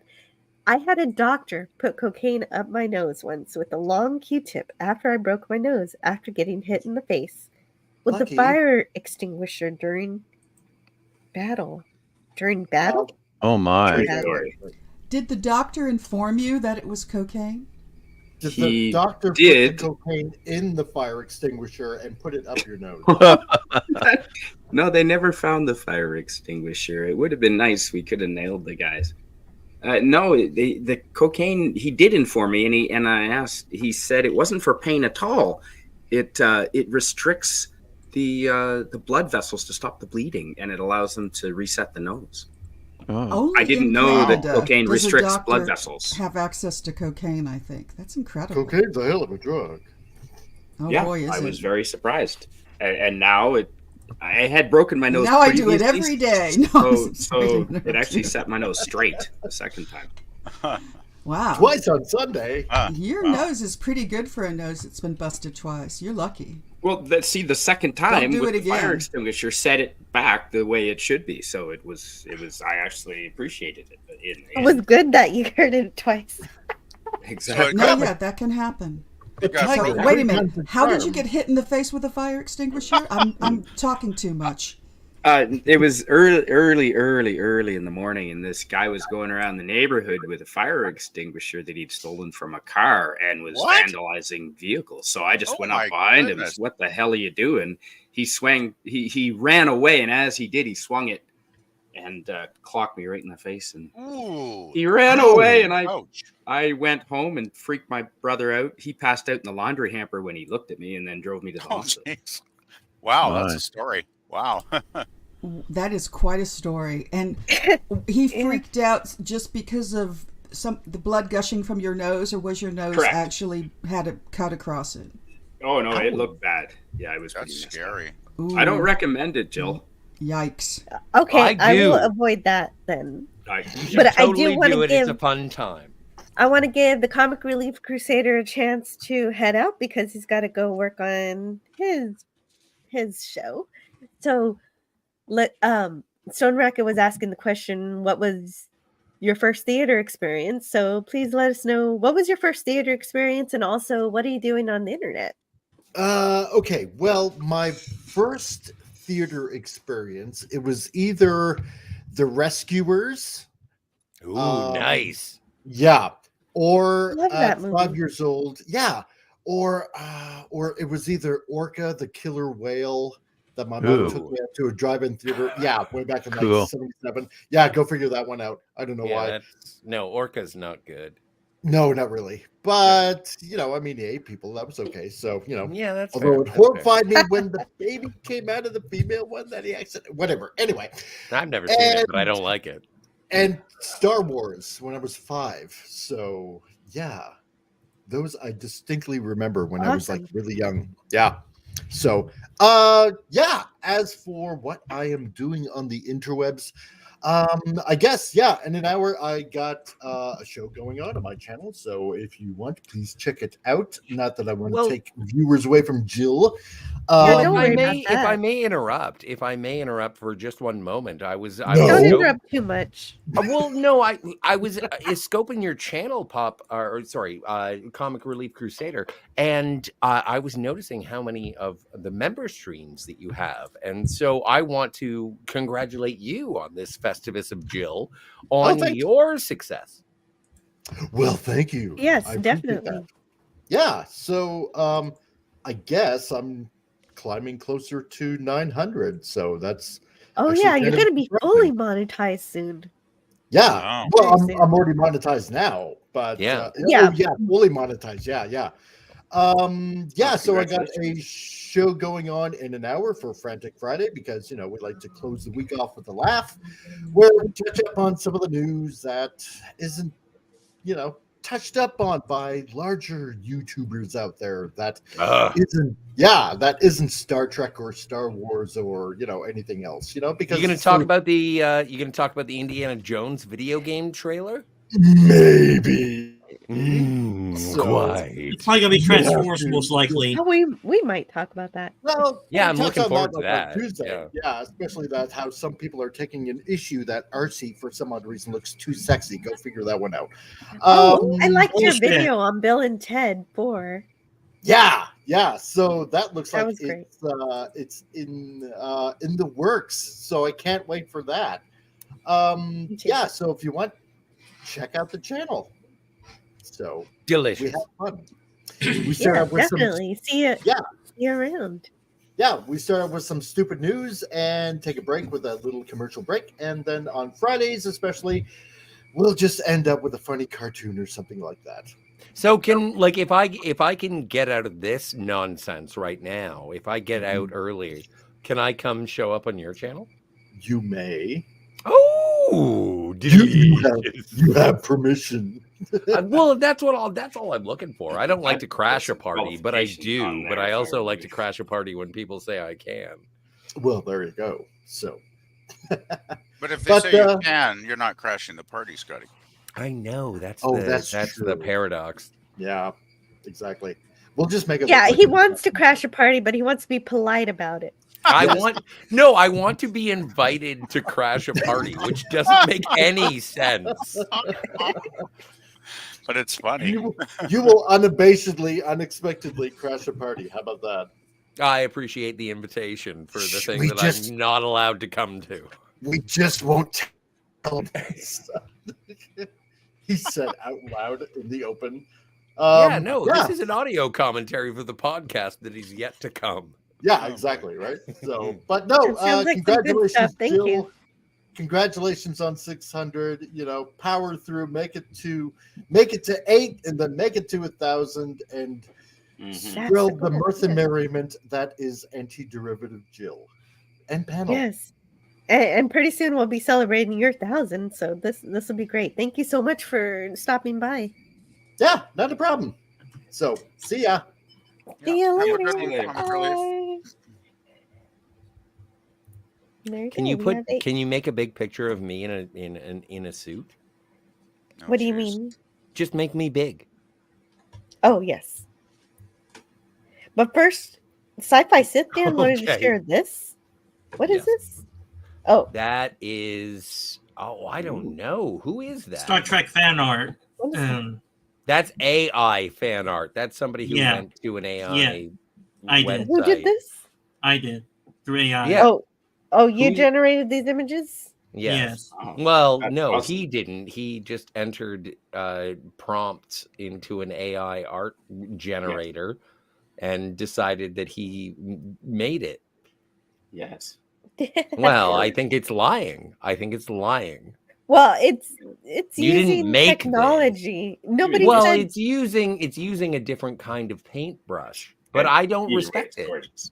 But I don't well, respect it. then you won't like my member streams because I use AI art for my member stream thumbnail. Ooh. Although I guess- do Yeah. modify them a little bit in Photoshop. The Yeah, thing is, just They're something a little messed up. for the man. That Andorian only has one antenna, and therefore your AI Hey. art is invalid. Scotty, you were just Invalid. saying earlier not to make fun of the disabled. And the disabled Andorians count. That is an It's true. excellent It's point. true. I did Even the say puppies that. got I upset did. over The that. dogs agree. Yeah. Yeah. Well, Damn it, Scotty. I couldn't save the What? antenna in the artwork. I couldn't save it. I'm just saying this is. So that's the actor from one of them Jerry Anderson shows. Ari Bovell. That's funny. None of those people were real. Well, Joe, I'm just saying if you want to show that stuff to just a sort of live streamers to have something to entertain them, that's fine too. If you want to show it off. Why do you want to be made Oh, big? Are Big you trying to Daddy's run running away? away. Big Daddy's leaving, so bye, Big No, Big I don't Daddy. want to be. No, I just wanted to show off my robot tuxedo. Oh, okay. Oh, see you later. Thank you for Big showing Daddy it, MRI. Scotty. Bye, Big Daddy. Take care. Song written by J.J. Cale, made famous by Eric Clapton. Oh, where's But Big Daddy actually tweaked the lyrics, Cocaine. so that would I gotta actually be run. made famous by Bizarro, Eric Clapton. Oh, someone did Eric the Clapton. Oh, I'll Because see he you. tweaked I'll the see you later lyrics. tonight, Big Daddy MRI. I'm trying to feel better, so I'm gonna try to see if I can moderate for Doomcock for Friday Night Frolics. I'll see you later. Yeah. She don't like cocaine. Yeah. And that's Bizarro, Eric Such a Clapton, good song. not the actual Eric Clapton. No, That's a Mandela effect. you're a Mandela effect. I just know the lyrics to cocaine, at least well, in this world. How is that possible that you can remember? Actually, you know what? Cocaine is a very effective way to remember things. So if you're ever studying, kids, if you're ever No, it's studying not. for an We're exam, talking about a song do here. a lot of cocaine. We're talking about don't That's do a drugs, bad kids. idea. Yeah, don't do That's- drugs. What's wrong You know with you, what? Scotty? You Don't are do- high. Jill, what Yeah. was your first movie experience? Oh, I said earlier with or it without was cocaine? it was Conehead. I saw Coneheads when I was 7, and that was my first Wow. movie. Do you remember your second one or the one? Do you remember the first one that really kind of spoke to you, where you said, "Oh my God, that's a movie, and I love it, and I have to have all the things"? No, I don't know. Probably I bet Harry it- Potter, because I was like, damn, they actually got Sure. it book accurate. Well, it's I was also really because you're happy. gay. Big like the Daddy first- MRI sends a member chat with 3 smiley faces. Oh, nice. Thank you, Big Daddy. The first movie that I have a memory of, it begins with me holding my father's hand going down an escalator into the movie theater. It was in Ottawa, Canada. And the next thing I remember from that, Shiver. well, it was cold, yeah, for sure. No, just in And Ottawa. oh, you were just in Ottawa. We're Canadian. Canadian Spider-Man and me are, Oh, Canadian. please, for the love of God, Finish stay the on story, topic. right? Yes, stay on So target. anyway, stay on I target. Red remember 5, holding. Stay on target. Okay, calm down. I'll tell the story. And Get to so the I'm point.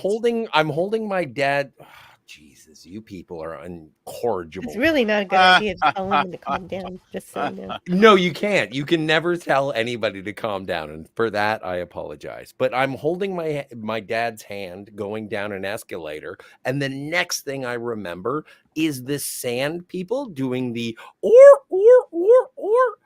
in the theater, and that Star Wars. is yeah, Star Wars. And so that is my first memory of being in a theater seeing a film. I'm guessing that was 1977, Scotty. You know I what? wasn't born yet. Yeah, I wasn't born yet, so I you think it saw was a reissue, so to speak. a re-release. Yes, Yes. yes.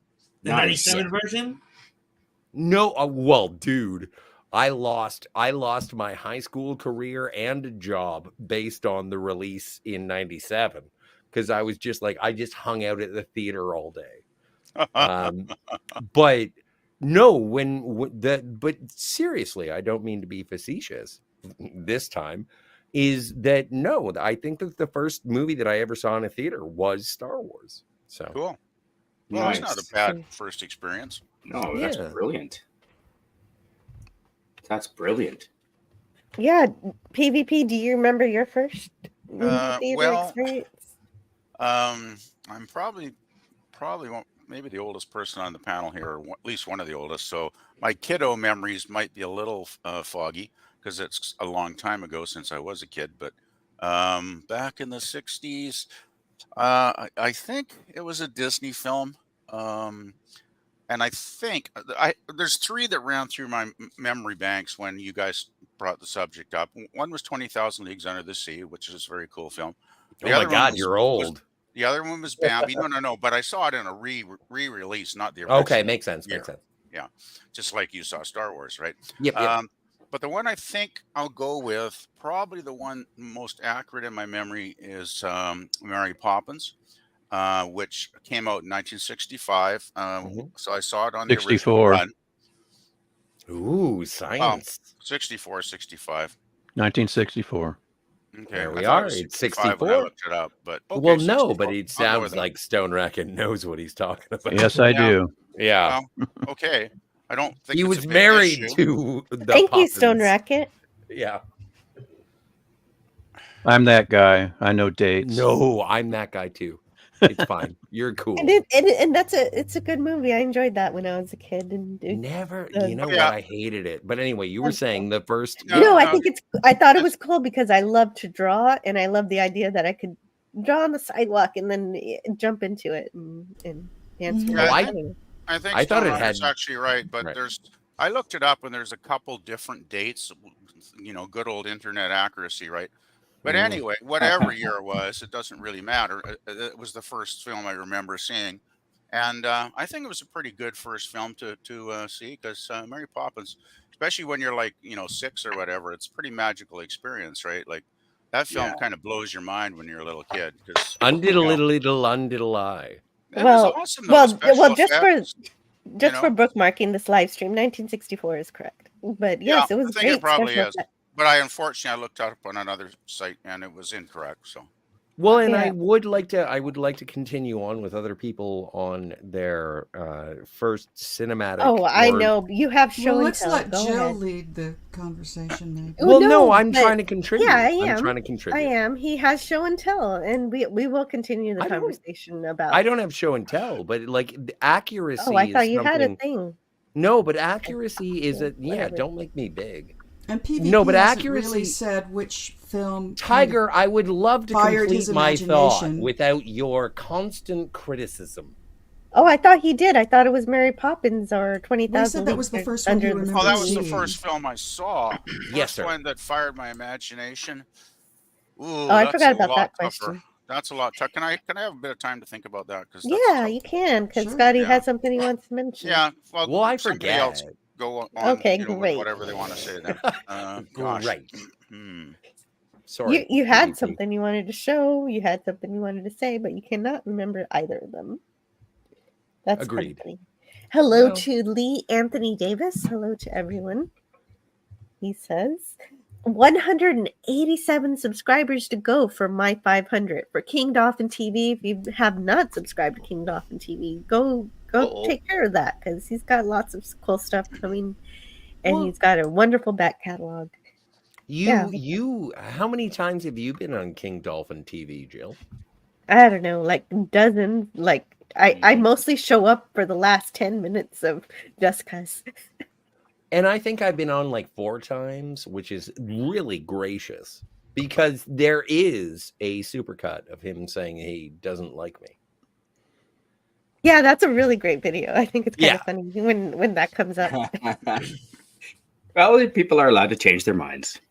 And then Well, back- no, but we still hang out, and I don't think he's changed his mind. I think he still doesn't like me, but he enjoys playing with me. Yes. Right. And that Uh, makes sense. I don't really get any complaints, so I think we're okay. Are you sure? No one complains about me. I am the No. worst Ed McMahon. That's a good analogy. Good. Franklin Ed Walker McMahon, says, yes. "I'm here to crash the party. Here's my invitation." Franco. Oh no, there's a link. You can click it. Well, by the way, anytime What? Scotty's What link?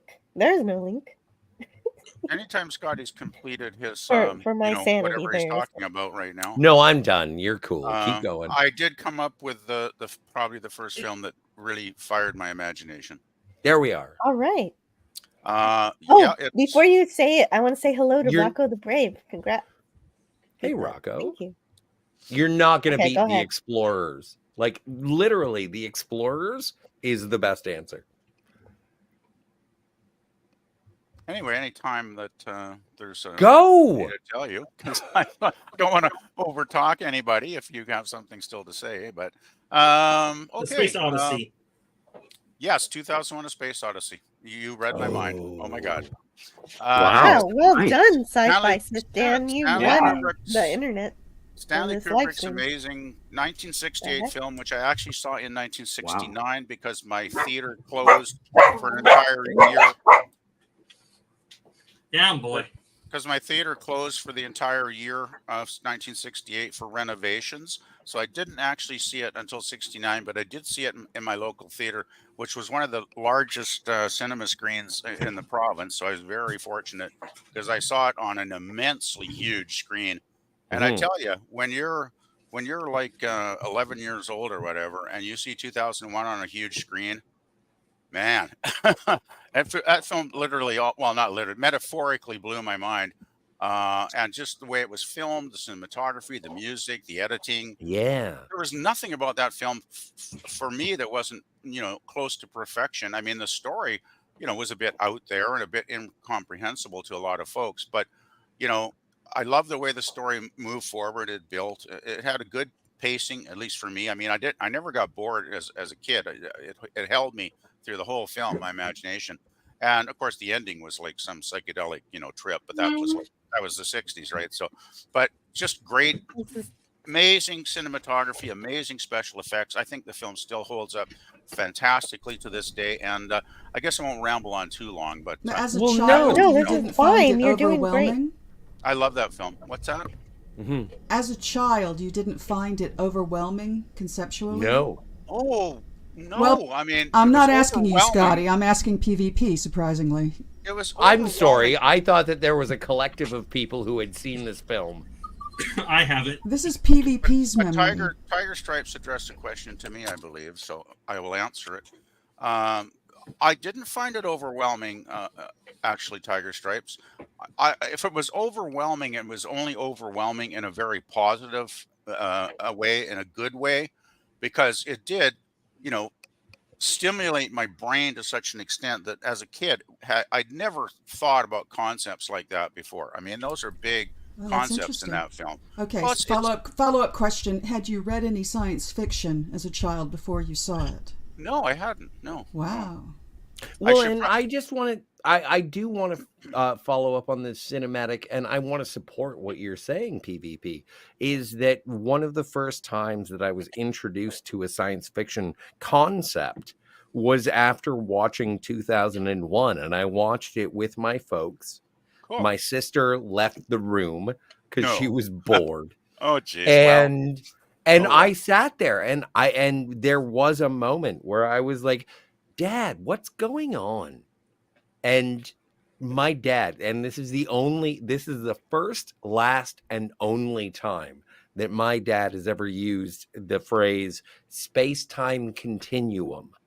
And it was in a direct relation to me being a Star Trek fan, is that he was like, and I was like, I don't know what's going on. And I think it was maybe it was either the first or the second time that I'd ever seen it. And I was like, what's going on? And he's like, have you ever broken the space-time continuum? And I was like, no. And he's like, do you know what the space-time continuum is? And I was like, no. And he said, neither do I, but this is what that is.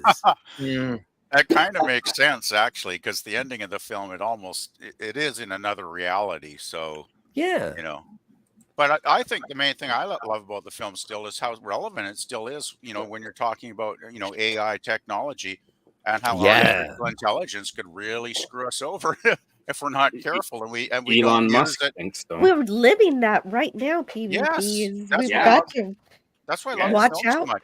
It's still relevant, and I mean, 1968. That's a few years ago. So, I think Kubrick. Well, Kubrick is one of my favorite directors, but I think it's one of his best films because it's just so well put together, so well made on every level, and it's so relevant right to this day that I think it's probably always going to be one of my favorite films for sure, Joe. Yeah, that is incredible. And yes, I do love the theme of artificial intelligence, which is something that we do have to deal with right now. The technology is getting so Oh, good yeah. that some people are not able to tell the difference between a real person and an AI generated person.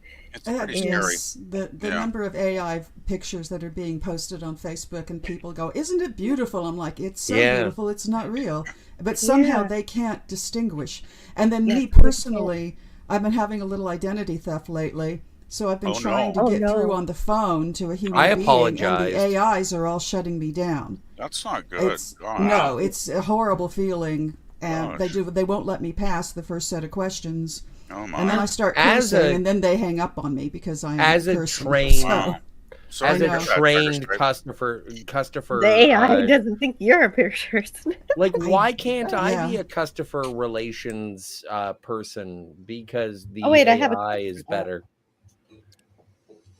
But I have a question. I do have a question. recognized. That was a good episode. I do have a question in regards to your first viewing of 2001. I had the great pleasure of seeing it in Toronto at the Toronto International Film Festival Theater, and Cool. it was on 70 millimeter. And there was Nice. a intermission. And Oh, so yes. there was the pause in between when you, and maybe it's too much believe- of an ask, but I when you believe it- saw it as a baby, Uh-huh. did you see it with an intermission? Oh or yes, do you definitely. recall? I saw the original 1968 release, Scotty. It just arrived a year later because, as I mentioned, the cinema was closed for a year because they were doing extensive renovations to it. Right. Mhm. So yes, I saw the original film with all that opening music that seems to go on for like Nice. forever with the The black overture. screen. Yes, Of the course. overture. And then, of course, I think it was a 15-minute intermission halfway through the film, so people could, you know, take a bathroom break or go buy popcorn or whatever they wanted to do. You're a 15 intermission break that can Edgy get. John says, "I can't so- even tell if I'm AI generated." Well, you're And, not. You're not. And that's You're interesting people. because I heard a soundbite this week of Neil deGrasse Tyson saying that it's very likely that we are all a simulation, which is disturbing to hear. Coming Oh, that from is him. that is a theory, but I don't think it's I don't think so. disturbing. I think it's diminishing. So everybody here on the panel is just a simulation, is what he was. Well, Well, he's saying everyone that- except you. Well, He was just it's saying like a statistically, Matrix it's theory. very likely. That's What? scary. It was crazy. scary. It was I've heard super that. creepy. I've heard that from someone else actually before Recently. that, but I can't think of who All it right. was. Gosh. You know what? You people are going too Okay, esoteric. for wait a me. second. I'm gonna have to go and smoke Matt the G perfectly says- legal products, and I'll be back. In a Okay, moment. great. Oh, Matt that's G. just what we need. We need a Scotty who's even more scrambled than he is now. Ooh, man. I think he was talking actually a real cigarette, Tiger, so maybe it won't be as bad. I Okay, don't think so. Matt But G anyway. in the chat. Oh, well. Okay, so there's been a problem. There's a problem with my stream. Don't elements. get mad at my fun. It is not. Not fun for me. What were you going to So say, Joe? anyway, what I'm saying is trying to Stream control Elements the stream? is well PvP. I wanted to tell you Stream Elements is kind of messing up on me. It's not giving Ah. me the tips. If somebody sends a tip, I have to look at it. I got to check my alerts to see why it's not showing me my tips. But That's Matt weird. G sent in a $2 tip. Thank you, Matt G, on the Stream Elements side. That's good. He had to tell me in the chat for me to know.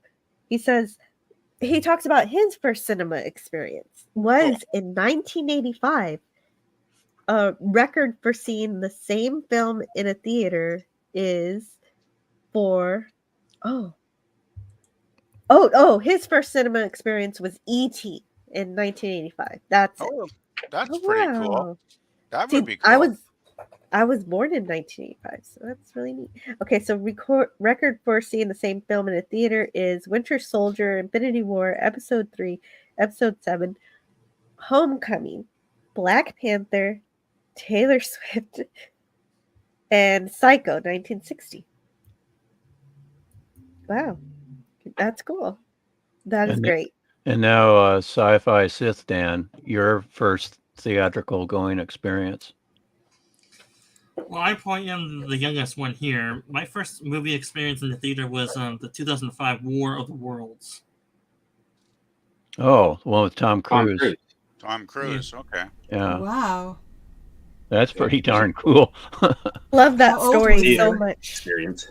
Yeah, I was only 9 when I saw that movie, and I found the aliens scary in that one. Yeah, that would be Terrifying for a disturbing. Yeah. child.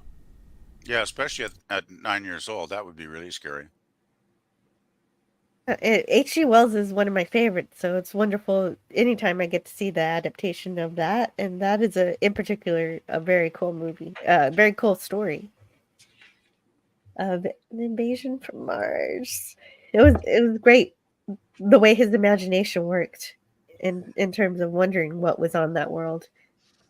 So, Jill, I take it that me and you are the youngest ones here. Yes, you're by far younger than I am. You're even younger than my little brother, so you're pretty young. Oh, and you're what, in your mid-30s? Yes. That's a very personal question. What's Jill, the film that sort of fired your imagination that you remember when you were a kid? Good one. Sci-Fi Sith Dan. Hello. Yeah, well, maybe he needs a moment to think about that particular one. I was thinking, was that question directed me to Jill, or No, to me? that was to you because I answered mine already. So what was the question again? When you were a kid, what was the first film you saw where you said, "Oh wow, this is the coolest thing ever. I want all the things." You couldn't stop thinking about it. Well, that War of the Worlds movie made a huge impression on me. That made me kind of scary. Like, space could be really scary out there.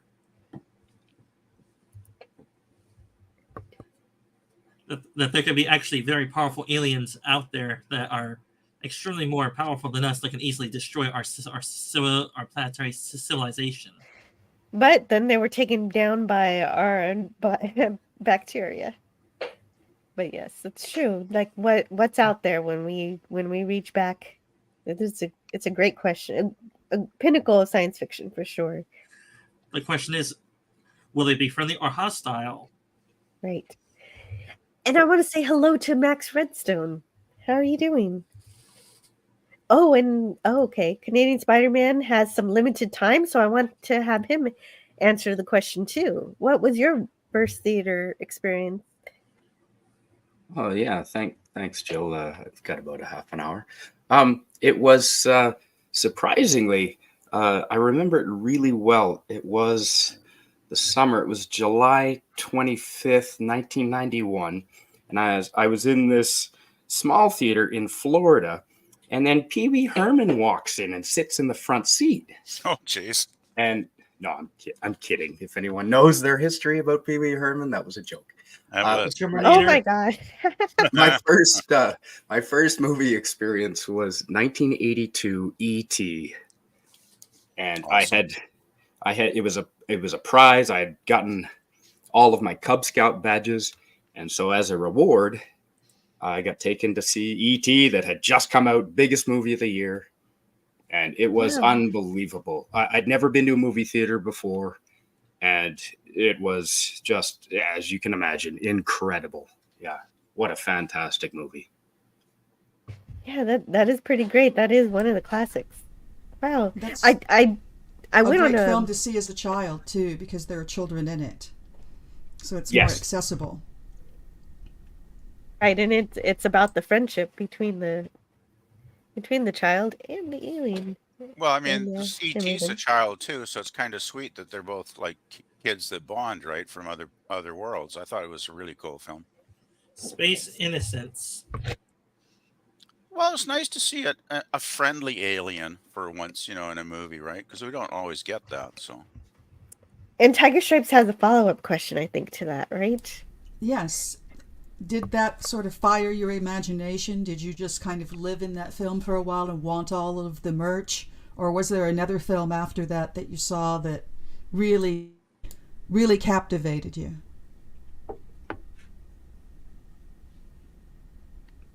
Canadian Spider-Man. Yeah, that's got to be Ghostbusters. It has to be Ghostbusters. Yeah, I got the T-shirt. I wish I still had it. I had one of those old felt material sweatshirts with the sleeves cut off, and it had a glow-in-the-dark giant Ghostbusters emblem. And Cool. I'm sorry I got rid of that. I don't know where it is, but I loved it. And yeah, I wanted to buy the proton pack and the whole works. Ghostbusters. Cool. Oh man, I'm sorry you lost that. Yeah, I love Ghostbusters too. I'll find it again someday in a thrift store, Jill. Somewhere. Yeah, I believe that. Everything's on eBay. Well, hey, now we're up to you, Tiger Stripes. Yeah. Oh, I think the first film that I remember seeing, I feel like I must have seen something before, but the one that I remember, my mom and dad both, which was kind of rare, took me to see Gypsy. And they left my brother at home, who was probably, so he would have required a sitter, but he wasn't with us. And I fell asleep. And they woke me up to see the dancing cow on the vaudeville act. And that's pretty early in the film. So There's a dancing cow in Gypsy? I've never seen passed Gypsy. right out. Yeah, it's like a pantomime cow. And so I I think I slept through most of it. I remember snitches of songs and little things like that. But I've seen it, of course, since then. But my initial memory of it was mostly sleeping through it, I think, and just being shaken awake now and then to see the bits that they thought I would find entertaining. I don't remember being awoken for any of the strip teases. So there's that. I hate to say it, And but one of the first movies the that I film ever saw that really was sort of inspired me, that where I wanted all the things and I was just in love with it. Oh, wow. was Disney's The Sword and the Stone. Oh, well, okay. and that's the why you're animation. gay. Classic King Arthur, yeah. I mean, You Scotty, need that's you need just- to it's- STFU Scotty sometimes. Just Yeah, no, I know. Take a It's actually note, and unique. every now and then consider the actually fact not that a maybe funny- every word that comes out of your mouth is not golden. You don't have to say it all. I refuse that to accept that particular- fact. That particular joke is not funny. Also, Well, no, maybe but it's- what I'm saying, Something that- no, Maybe I it's- do. Maybe it's I just do polite re- to let somebody finish their thought too, Scotty. Sometimes. Well, I've heard. Love I've heard. that. But Thank I you. do enjoy. I've seen Sword of the Stone, and please go on. I think we go to Stone Racket. Stone Rocket. Oh yeah. Or there's is it? Stone Or Racket. is it? Oh, okay. Jill's juggling the stream. Whatever, Jill. Thank you. That's good. I don't mind. I love hanging out with a Hey, bunch Jill, of it's people yours. who don't It's- want me here. That's great. You're the captain of this stream, so you juggle us around whatever you. Well, you- it's Stone Racket here. Hey, Yes, Stone I'm Racket. here. Oh, okay. I'm just waiting to have my turn. Well, here's your turn. Go for it. Use Oh, your elbows. I think actually Stone Racket is a good choice because Jim is actually away from his computer. He said in the private chat. That's right on. Yeah, we have to go back to August of 1962, and the Wow. first, and you'll understand why I remember this cinema experience. I was up in Minnesota, in the Minneapolis area. My father took all of us up to see at the Cooper, the Cooper Cinerama Theater, The Wonderful World of the Brothers Grimm, which was a true 3-strip film Cinerama presentation. And so Cinerama was basically before IMAX. There was Cinerama. It was basically a huge curved movie screen with, like I said, 3 film strips projected at simultaneously, and stereophonic sound. And the first narrative film filmed in this process was The Wonderful World of the Brothers Grimm. And who's in it? Is it animated? no, it has some stop motion animation during the sequence with Buddy Hackett and oh my god, Buddy Hackett and Terry Thomas, and it's 3 fairy tales, Grimm's fairy tales, and it's basically a discussion of the Grimm's brothers, kind of a whimsical examination of that, and then 3 of their fairy tales, lesser known fairy tales. Did you ever see the brothers? Yeah, the first fairy tale is The Dancing Princess, with Yvette Mimieux and Russ Tamblyn and Jim Backus. And That sounds better than I remember. Oh, is that like an anthology movie then? Yeah, basically. Yeah. And it's and then the second story is The Cobbler and the Elves. Who's in that? That segment, Lawrence Harvey plays one of the Grimm brothers, but he also plays the cobbler. Lawrence Harvey is underrated. Keep going. Yeah, and Barbara Eden is in it. Oh, and Jeannie. Yes, and I'm trying to think. It is an anthology movie. Yeah, basically, it's It's amazing. I want to see this. And I then do too. The last, we should review it. the last fairy tale is The Singing Bone, and that who's has, in that? Harvey that's Weinstein? no, it's The Singing Bone is basically Come well, on, that was kind of funny. it's the story with Buddy Hackett and Terry Thomas, and Terry Thomas is a knight, and Buddy Hackett is his squire, and they are setting out to kill a dragon. I put Buddy Hackett on the same level as Dom and Louise. Buddy The dragon Hackett was Harryhausen, wasn't it? It was the stop motion was by Jim Danforth. Ah, wow. And I don't even know him. Well, no, wait a minute. I'm sorry. Jim Danforth did work on it, but the stop motion was George Powell. And George Powell directed the fairy tale sequences. And that one, he supervised the animation, but I believe Jim Danforth did the actual hands-on stop motion animation with the dragon. Wow, you have a really cool first movie. That's Yeah, incredible. I even remember the dress that my mom was wearing.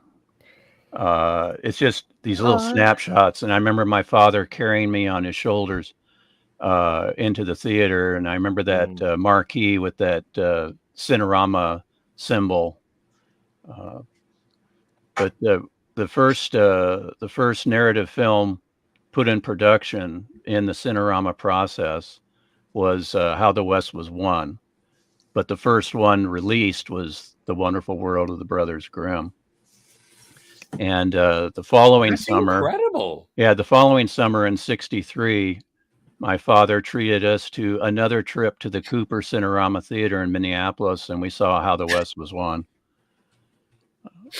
But if you want to see The Wonderful World of the Brothers Grimm, Warner Archive a year ago fully restored it, and it's a beautiful Blu-ray edition of that film. They also yeah, that's right. And several years before that, around 2008, they restored How the West Was Won on Blu-ray. That's really interesting because, like, How the West Was Won is what is the nature of the cinematography? How it was projected? What do they call it? CinemaScope? I think it was better Cinerama. than Cinerama. Yeah, Oh my Cinerama. stars! If you had the opportunity to see that in a theater, like Oh, yeah. going back to you, PvP, and the thing that really blew your mind. I had an opportunity as an adult to go and see 2001: A Space Odyssey, and they had the whole intermission and everything. And so when you, Stone Racket, talk about these older movies and these movies that deserve your entire attention just because they were filmed in such a way to be presented in such a way, you got to see these movies in theaters. Well, that's Yeah, what I miss. I miss was the big theaters. Yeah, I very lucky that my father took us all up there to see the latest in film technology. Mhm. It was Yeah, a it's great, really fantastic experience. And then the movie that blew my mind, and fired up my imagination once again. Well, wait, I kind of want to hear PvP's response. I'm sorry. To what? I just think that it is obviously preferable if you can see these classic films on a large theater screen, because that's the way they were meant to be seen. And sadly, all the cinemas around here are like those little, they have like 6 or 8, screens in one building. It's like they're not a bad size, but they're certainly not the huge theater, that I had in my hometown growing up. That was like, probably the screen there was like probably at least 4 times bigger than any of the local cinemas here now. So, well, and it's so interesting because now people have such big screens in their homes as compared to, like, I think we're all old, and like these screens that we used to have. Well, no, you're the oldest. You already said I so. don't know. I would like to hear Stone Racket's follow-up. Yes. Yeah. Me too. I agree. Yes. PvP. I'm 64 years old. But just how old are you, PvP? It's a fight. It's an age fight. Just to interject just one thing. Donnie in the chat says that his first ever cinematic experience was the first Home Alone, and that was a very important movie going experience for me too. Donnie and I are similar ages, and so I do remember seeing that, and it had an impression on me as a kid. If I ever have to defend my home, I'm going to pick either. You know what, Jill? I hate to be rude. I hate to be rude. I would like to finish my thought, Tiger. And I think that if I had a choice between picking Don Don Power Ranger or you, I hate to say it, lady, but I'm going to pick Don Don. Well, Donnie is more phenomenal, so I'm not. This is offended. true. This is very true. Okay, so now I would like to hear from Stone Racket the film that It's the film that fired my imagination and changed the way I looked at film was, surprise, surprise, 2001: A Space Odyssey. It's a good movie. Which I saw with my older brother and his best friend. And so it was nice that I had 2 gentlemen that were 6 years older than me back in June of '68 when I saw 2001 for the first time, and hearing eavesdropping on their conversations and their interpretation of the film. But it's the movie that made me pursue film criticism. And but first off, I asked my father if he could get the novelization of 2001, and I read that, and that just wasn't enough. And then I got like a year or 2 later a book I highly recommend called The Making of Kubrick's 2001, and that opened my eyes up in different interpretations of the film. Wow, that's really great. That 2001 really was influential too. But 2 of you in the panel, and it makes it really is incredible. We have to. We definitely need to review it at some point. 2001 would make a fabulous Friday stream, Jill. That could be a lot of fun. And I'm sorry. I didn't mean to break away. I didn't mean to be rude. I'll have to buy mushrooms because as- then I'll eat them like No, midway what? through. You don't know. Actually, you don't have to do that. I had to break away for a minute because there was a phone call coming in. Sorry, I had to mute. So That's I missed. fine. I missed. Fortunately, I missed some of Stone Rocket's commentary about 2001. But I probably He kinda basically said guessed- it was a very thought-provoking and brilliant Yeah, movie. I can kind of guess what he's probably saying because I probably feel in a very similar way. I remember I was Yeah. in 6th grade and I was Well, it's arguing. not an individual thing. Anyway, sorry, I'm yelling. I was in. Yeah, here you are.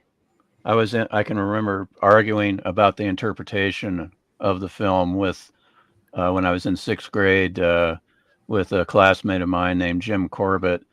He saw the film. Oh, Jim he saw, Corbett. He saw the film. Old Jim Corbett. He used to sit by the fires. Can I finish? I wish, but I'm still reminiscing about Jim Corbett. I think Scotty needs a timeout. I will time out. I'm going to go have a cigarette and then I'll come back and I'll be healthier. Damn it, Scotty. Kai says Scotty of all people told me to act like an adult the other day. Oh, See, no, that's not funny. that. Come on, guys. I'm sorry for being such a playful little clown. I am Snarf from Tiger Well, Cat. okay, but I am- remember I am- you told me this one time. One of Yes, the rules ma'am. of broadcasting is that if someone else is talking, let them continue until they. Well, this is good news But because I have you to go know for a this. smoke. So you guys talk for a while. I'll come back and interrupt later. Great. Well, since we're interrupting anyway, I want to interrupt with a tip from Matt G for $1 in the Stream Elements. He says, seeing Teenage Mutant Ninja Turtles in 1990 was an all-time great theater experience. Some other great ones: 2001 IMAX, Forrest Gump, certain Riff Tracks events, The Graduate, Breakfast Club, Taylor Swift, U2 3D. U2 had a 3D movie. That's hilarious. Thank you, Matt G. And yeah, PvP, you don't need to ask that. Anyway. I think you get what I'm trying Well, to say. yeah, I know, but I don't like it. Don't do that. Well, So don't sorry for stop. trying to be helpful. Well, no, it's not helpful. PvP. I'm 64 years old. How old are you? 65. Ooh, you've got me beat. Retirement age, huh? I'm 60. Yeah, there's enough of us oldies on the stream here. Who you calling old, Sonny? I'm calling And you so old, I Kenny. wanted to take this chance to look at the chat for a bit because we haven't checked it out in a bit. Okay, so Captain Finity's here. Hello to Captain Finity. He says, in fact, my new streamlined evolution of live streaming is keeping one consciousness. Interesting. Interesting philosophy. Some channels have a completely different conversation happening in the chat, and that's absolutely true. And I Yeah, it always love happens. I love the side conversations that happen Mhm. in the chat, and it's incredible. And the bigger your channel grows, the more conversations occur, and it's it's hard for the chat to keep up with the high paced conversation. Yeah, it's difficult to integrate everything into the panel, but I do like to read what I can. LDG says, thanks for the invite, Jill. Unfortunately, I'm still too busy working hard. I'd like to come on sometime. It's just not working out right now for me. Oh, well, that's fine, LDG. I'm so glad that you have work. That is a blessing that has been something of a benefit to you. And I am glad that you have that work and that you can work hard. That is such a good thing. Thank you for stopping by to say congratulations. So, hello. Yes, LDG is our workaholic daddy. Yeah, he's working we hard love him, and but he's, we never he's see making him the enough. money. Yeah, definitely. Let's see. Oh, Slice Nine. Slice Nine's here. Oh, hey, hello, Slice Nine. You got the link to the StreamYard if you want to talk to us about anything. Oh, hey, she's gonna see 2001 in 70 millimeter next week. Never seen Wow. it in a Oh, theater wow. before. Oh, wow. Yes, Yeah, we're I definitely gonna review that. lucky enough to see that several times in 70 millimeter on a huge curved screen. There's a theater in Des Moines, Iowa called the River Hills Theater. And I got to see 2001. Oh boy, at least six or seven times down there. And MGM, starting in 1970, they would release 2001 along with 3 other films for 1 week engagements. And of course, the first film they had was Gone with the Wind.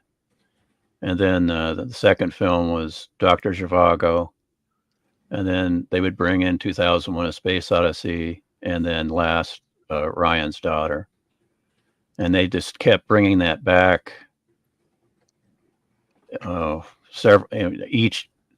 several years in a row. They just kept bringing those 4 films back. So I got to see 2001 every time they brought those in. That's cool. Yeah, I need to get to the theater to see it when it shows. Was that like a repertory kind of theater where they showed a lot of old films over and over again? No, it was just something that MGM, it was a package that they just kept, at least in the Midwest, it just kept coming to our town. It was like almost every year or year and a half. What decade was that? That's great. It started in 1970. They started Mhm. showing those 4 films for 1 week engagements. That's And they just kept bringing it back. So from 70 to 75, wow, they just kept showing those films. Wow, lucky you. And the then 70s River Hills also- got the 70 millimeter version of 2001. I got to see it down there many times. And I do want to say hello to Radioactive and Herc 130. Really great to see you here today. Thank you to everyone who is subscribed, everyone who's here listening, and everyone who listens on the replay. Thanks for showing all those chats. I don't have the chat on my. I only have one screen, so I can't multitask. So I don't see the chat at all. Just the StreamYard screen. Hello, Herc 130. What's up? Yeah, definitely. So I do share what I can, and I do appreciate everyone here.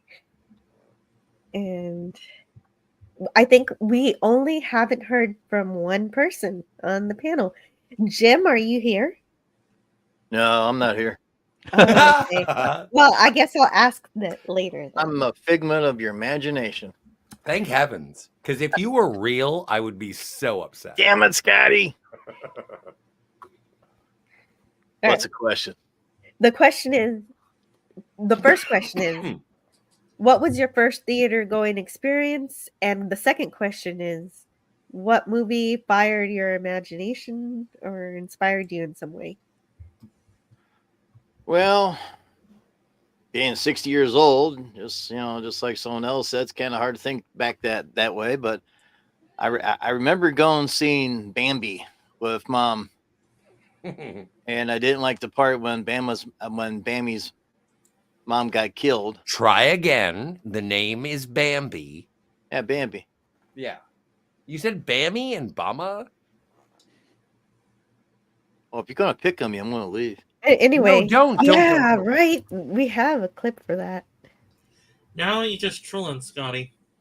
No. Damn it, Scotty. Yes. No. Now you're sounding like Spock. If you're gonna get nasty, I'm gonna leave. There you go. It's only logical, Scotty. Oh, I will uppercut your uterus. Yep, the first move what I remember was Bambi, and Bambi's mom got shot, and I just cried my eyes out. Oh, that's adorable. You poor kid. That's It was a pretty good show. And your mom was with you. How'd she react to that? It's only a movie. That's memorable. Oh, that is. Oh gosh. Wow, That's a that bit of a must have hard been mom. a strong Yeah. memory for you. And Emotional experience. And also we've seen Dumbo, so we've seen the big ears and everything. But That one has a sad moment too. Yes, Yeah. with the mom. and of course, what inspired me to do fan films was Star Trek. Of course, when I was about 4 years old, seeing that on the big old 25-inch color TV that Mom and Dad just bought. So I couldn't wait for the following week for Star Trek to come back on. I seen it from day one. Me too. Yeah. So And- that Yeah, that was, always liked science fiction. I just couldn't wait to come back on. Then it went off. Then all of a sudden it came back on. And of course, I was in school then, so I used to take a timer and a tape recorder and try to set it up and record Star Trek while I was away, so I can listen to it when I got back home. That's my Super. favorite thing, is to hear about people who got to experience Yeah. Star Trek in real time, because I never Mhm. really did. And so thank you for sharing those memories. I when Star Trek was in syndication, it's like crying out for videotape when there was no home entertainment system for Yeah. that. And so what do? We took cassette tapes and recorded off the That's- screen. That's exactly what I yeah. did too. Stuff My older brother had this really cool portable cassette recorder by Ampex, and I borrowed his recorder and had a really nice microphone. I would put it up to my dad's television console.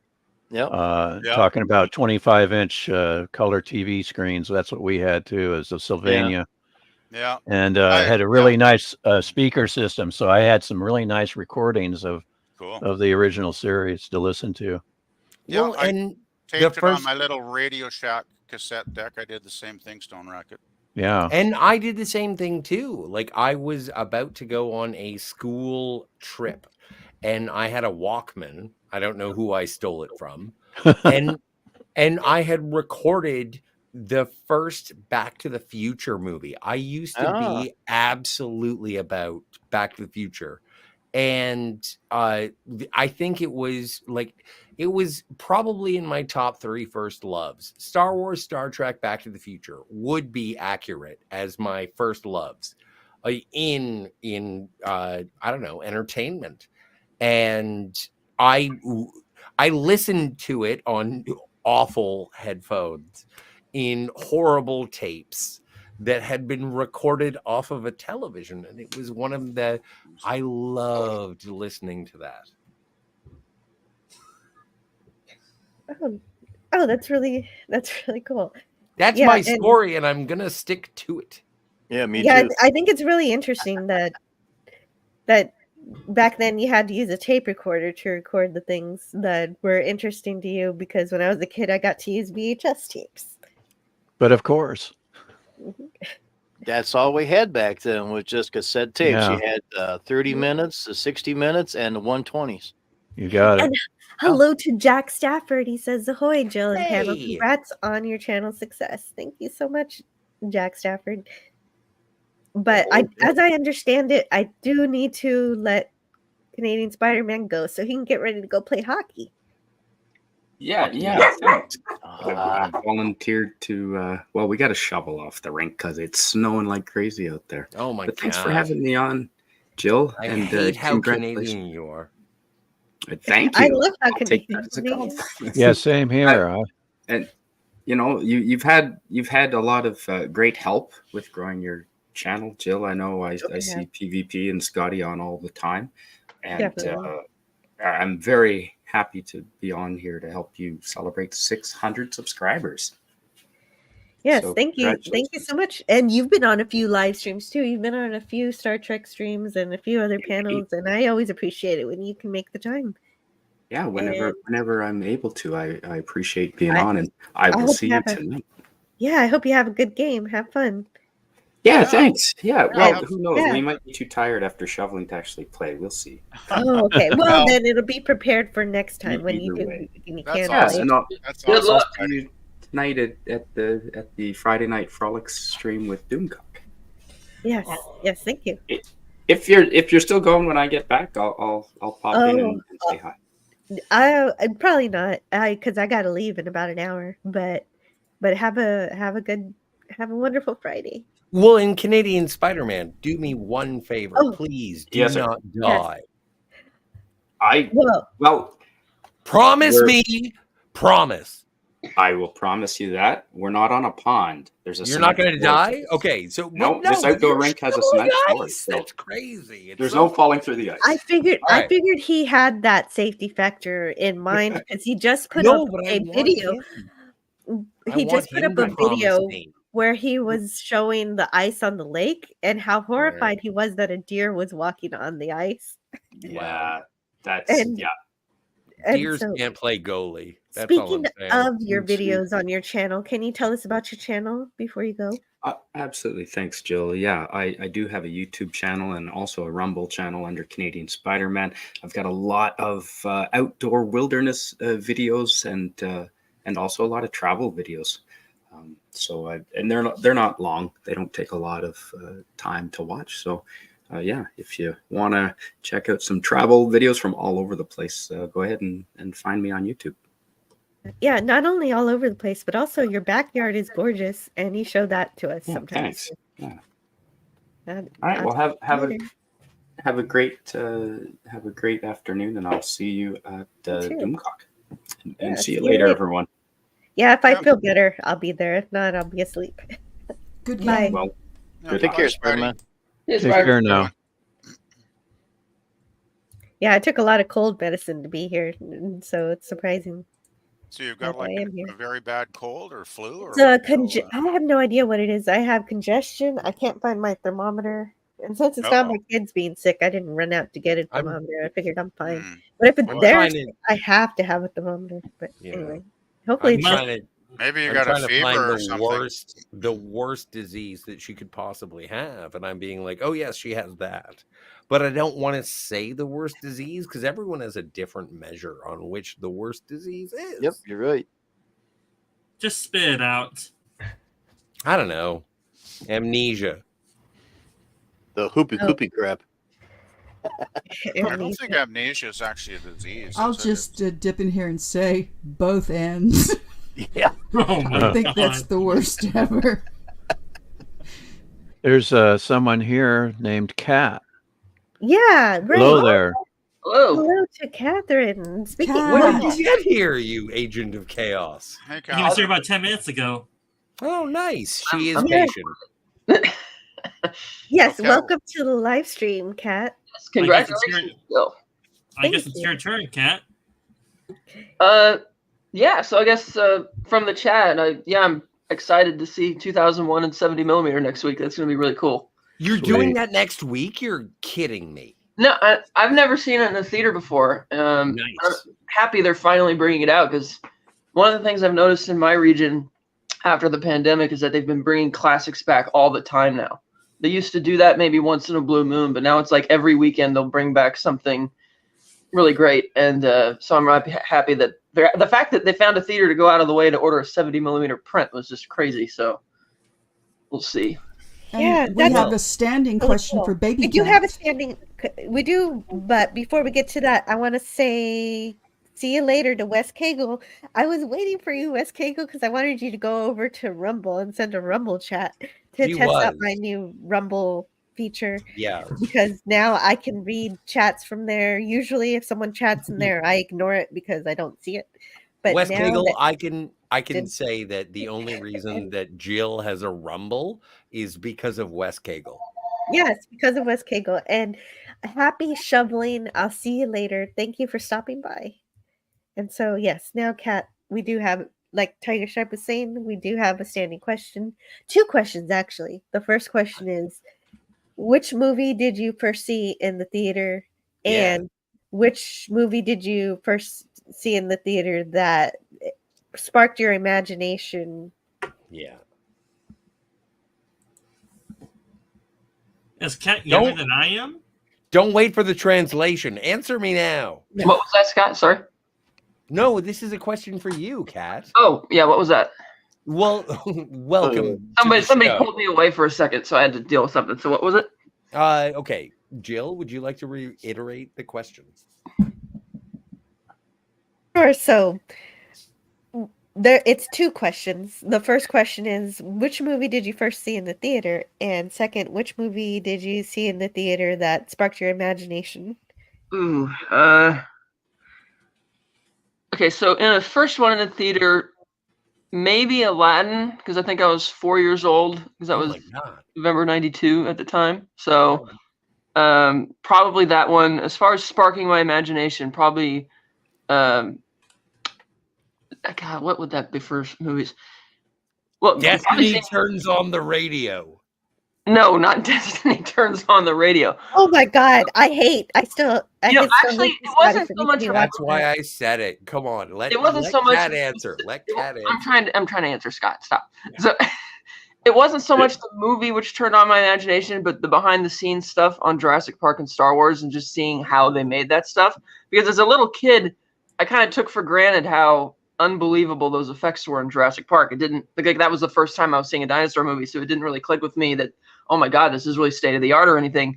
But then Star Wars trilogy, I loved that. Grew up with those that and Back to the Future and Indiana Jones trilogy. So getting those movies on DVD for the first time and watching the documentaries and learning how they made that stuff, I was just so fascinated by it, and that really sparked my imagination. And so I pursued a career trying to get into a career in film. I got a degree in film production, a bachelor's degree a few years ago. So yeah, that's kind of how I started that journey. Sweet.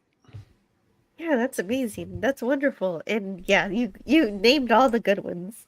That is the most boring story I have ever heard. Yeah, Scotty, he come doesn't on, be actually. nice. No, but me and Kat know each other. We know each other, and so when I'm I have to deal with Scott's shenanigans every Thursday night.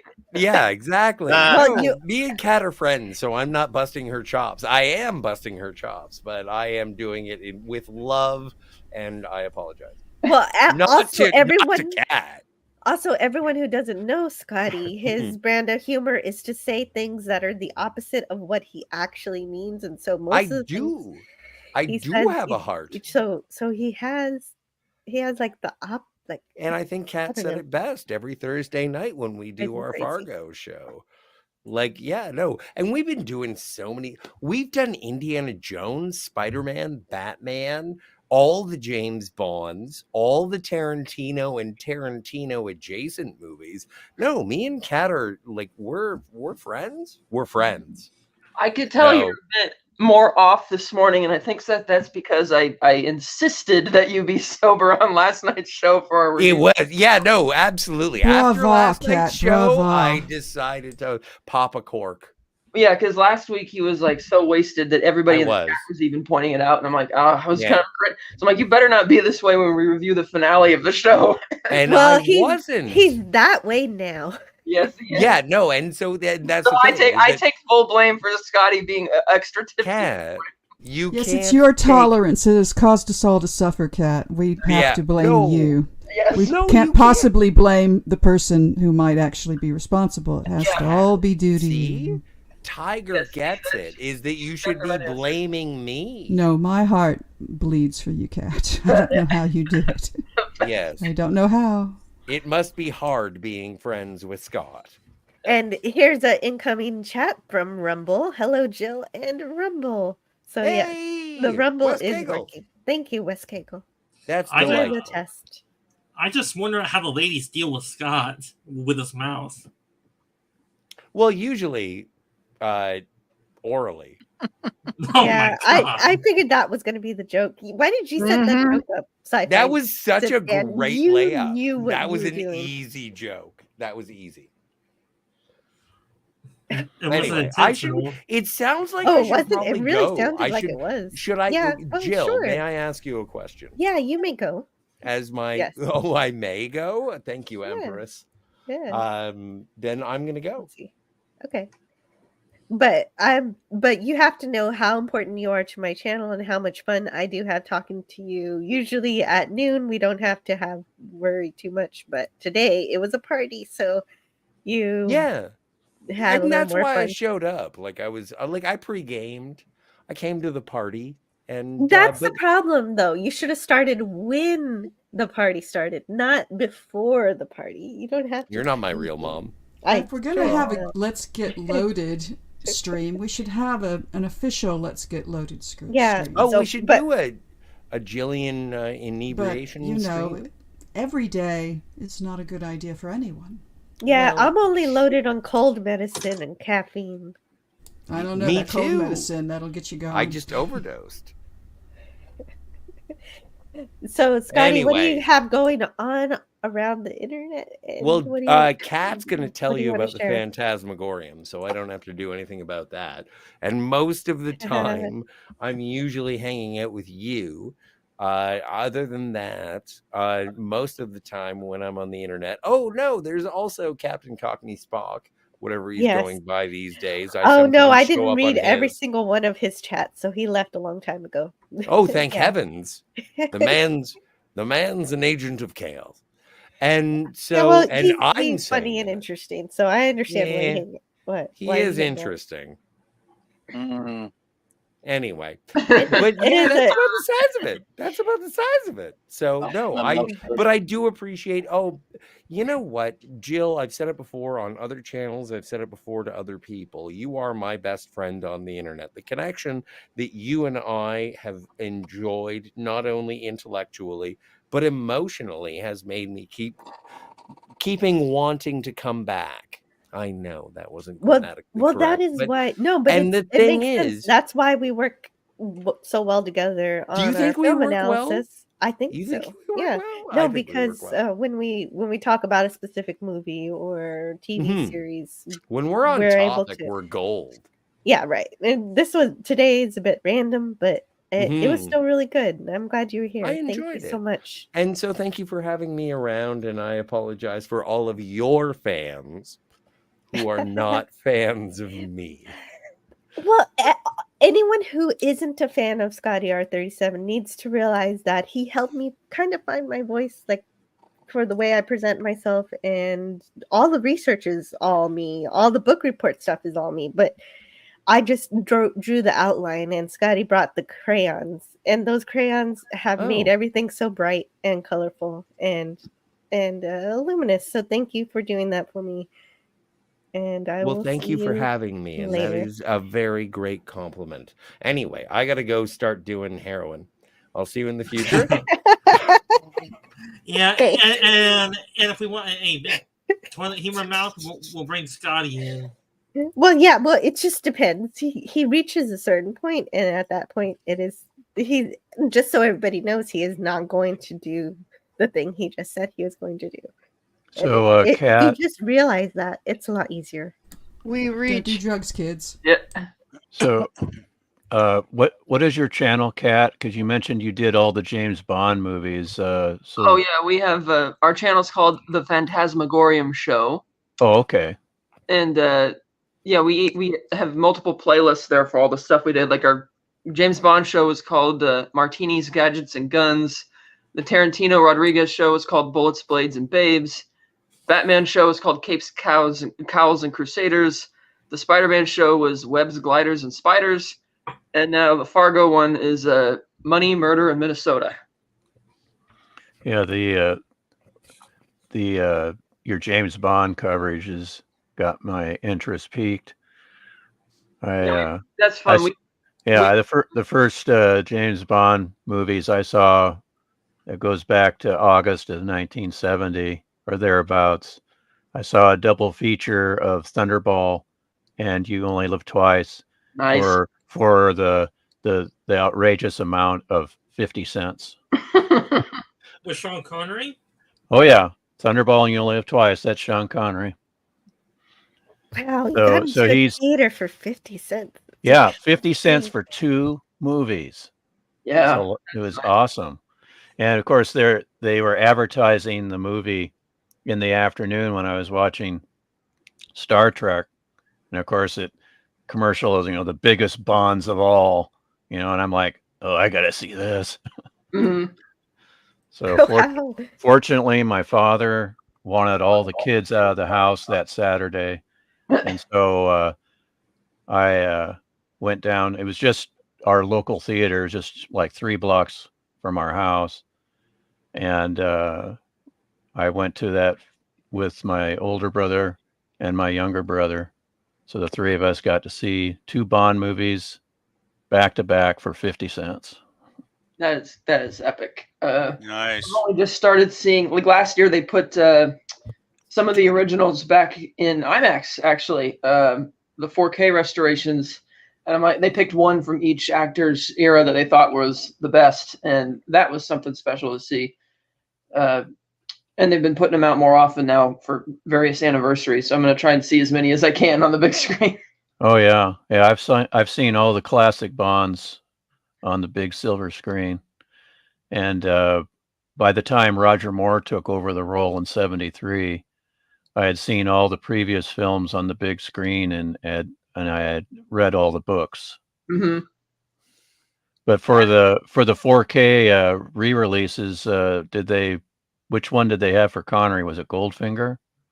They did. That one is Excellent. one I missed. I did see that one in a regular theater back in 2012, and it was great because you had multiple generations of people there. Like fathers who brought their sons to see it back in '64 were bringing their grandsons now, and it was like such a fun thing. And everybody was having fun with it and recognizing, some of the sillier plot elements, but not in a mocking way. Everybody was having fun. It was a great time.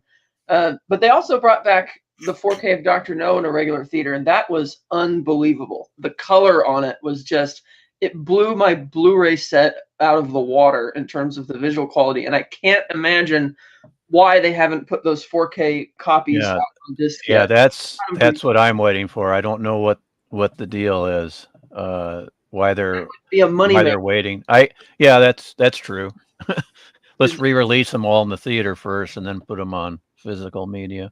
Yeah, but I mean, I was fully expecting them to announce that for the 60th anniversary, a year and a half ago or whatever, and they didn't do it. And I was like, man, I can't. Like, what are you waiting for? You've had these transfers since 2015. Exactly. And for the 60th anniversary, my best friend got me a 60th anniversary set of James Bond socks from the London Sock Exchange. Oh, that's cool. I've seen That's cute. There's actually a sock exchange. Yes, Wow. the London Sock Exchange. That's they have a hilarious. whole bunch of James Bond socks. It's like that, the stock exchange, but it's about socks, exactly. not socks. Yeah. I love it. That's great. So I have to interrupt to thank Todzilla. Love me some Godzilla. anti-derivative Jill and Tiger Stripes. And ignore the rest of us. And the rest of us don't. Well, right, and No, it's- the it's- rest. No, that's fine. I don't, Todzilla is one to point out. Hey, $2 too. There you go. Add that. Thank you so much for the $2. I will find a Todzilla video. says that to all the girls. He does to all the girls. Okay, And we that's appreciate it. I'm the Yeah. wrong gender. Okay, I get it now. Hey, what about Okay. Cat though? Come on, you got to. Oh, Cat. PvP. Those poor people. Yeah, really. That Oh poor- yeah. Todzilla Catherine is Yeah, also what a about lady. Catherine? So, Oh well. but he just didn't know Cat, so I didn't properly introduce. I'm sure he meant Let's well. see. Always finding a video is the thing. I want to be able to use all the videos that I have. It's a goddamn weird ass place we work in, let me tell you. Brother, life's a bitch. Exactly with Scotty here. She's back in heat. Ooh. Ooh. Damn. It's a great movie. Yeah, I love that movie. That's one of my favorites. I remember when we did that on a Friday stream. That was an awesome stream too, Jill. Yeah. This is part of what I want to do in my 600 one is to remember things I did. And They Live was a movie that I'd been wanting to see for a couple of years. Cardinal Sin kept telling me to see it, and I finally did. Yeah. Rest his soul. Yeah, rest in peace, Cardinal Sin. And he actually inspired me. One of the inspirations for my channel, for sure, because he kept telling me to get on the mic to join in this midnight to midnight, and I was like, no, I'm too shy. But then Clobberin Times noticed me in the chat, I guess, loving Star Trek, and so he liked what I had to say, So he invited me onto the panel where he talked about Gene Roddenberry's Cool. 100th birthday. So it was his 100. Wow. It would have been his 100th birthday, and so that was my very first live stream appearance. Second. That was my second live stream appearance. My first one was once I got invited to that live stream. I finally said yes to Cardinal Sin. Showed up to his Midnight to Midnight. So Midnight to Midnight on Cardinal Sin's channel was my first live stream appearance. You know, you were very fortunate to have people like that supporting you, earlier in the community, Jill, because I mean, that was a great exactly. gift. That was a great gift they gave you to encourage you to, because you've really, I mean, it's, I find it hard to believe were ever shy, because when you're on I these was. streams, you seem anything but shy, because you're very Oh, talkative. if you And go to the bottom of my live streams and listen to the way I talk and present myself in the beginning, yes, I do. I guess I should watch some of those really, really, Well, really, no, really. you shouldn't. Don't actually do that. They're terrible. I'm so embarrassed by them. Oh, don't be But I embarrassed. leave them there Everybody because they're has to part of start somewhere. they're part of history, so I leave them there. So they belong in history. Yes. She's so shy. She speaks very softly and quietly. Well, yeah, and it was even worse. It was even worse than it is now. Donnie says, I have seen only one Bond movie at the cinema, Skyfall. My I like number Skyfall. one Bond movie is Dr. No. My number one Bond is the late Sean Connery. Sean Connery is the man. Yeah, most So of the I am fans would still pick him, I remiss. I'm still remiss on my Bond watching experience. But for you guys who do like James Bond, I guess since we finished the first round of questions, we can ask what y'all who's your favorite Bond? Oh, I can't pick just one, Jill. That's too tough. Oh, Sean okay. Connery. I have Bond several. actor Sean Connery. I Yeah. have several that There I you like. go. Shockingly, Yeah. I probably as great as Sean Connery was, he probably wouldn't be my absolute favorite. Actually, Sacrilege. I'm one of those weird people that kind of like George Lazenby and On Her Majesty's Secret Service, but maybe that's because I'm a big Avengers fan and Diana Rigg was in the film. So Well, a lot of people Yeah. love that movie. Oh, Yeah. Diana Rigg. Yeah, Diana Rigg is Oh, it's a great the movie, best too, thing. Joe. Yeah, You've the gotta best see thing that about movie. it. Yeah. Yeah, that's not weird at all. PvP. A lot of people love Majesties and put that at the top of the mountain for them. Oh, well, that's It's cool. a bit to of know, a Kat. spoiler, but I watched last night in Soho a couple of weeks ago, and Diana Rigg was in that. It was Well, really lovely to I've see already her. had that movie spoiled for me, the Majesty's movie. So because I've watched the music video for "We Have All the Time in the World," and so I know what happens. And I really need to see the whole thing because I'm just mad that they killed Emma Peel. So I It's need to actually actually see the movie It really to is a see great the film. meaning behind why she Yeah, died. It's really well done. It's interesting that they kept the ending of the novel for the actual motion picture. There was a question of doing that and just ending the movie on their marriage and then picking up the story with the tragic end of that in the pre-credit sequence for the subsequent film. But they decided to go all out with the original film with George Lazenby. It's probably a good thing, actually, they didn't, because Yeah. Lazenby refused to do another film. I think he was crazy to refuse the offer to do a second one, because it would have probably maintained his career a lot better. Yeah, than what happened. he had bad advice Yes. from his agent, and then he fell in with this guru.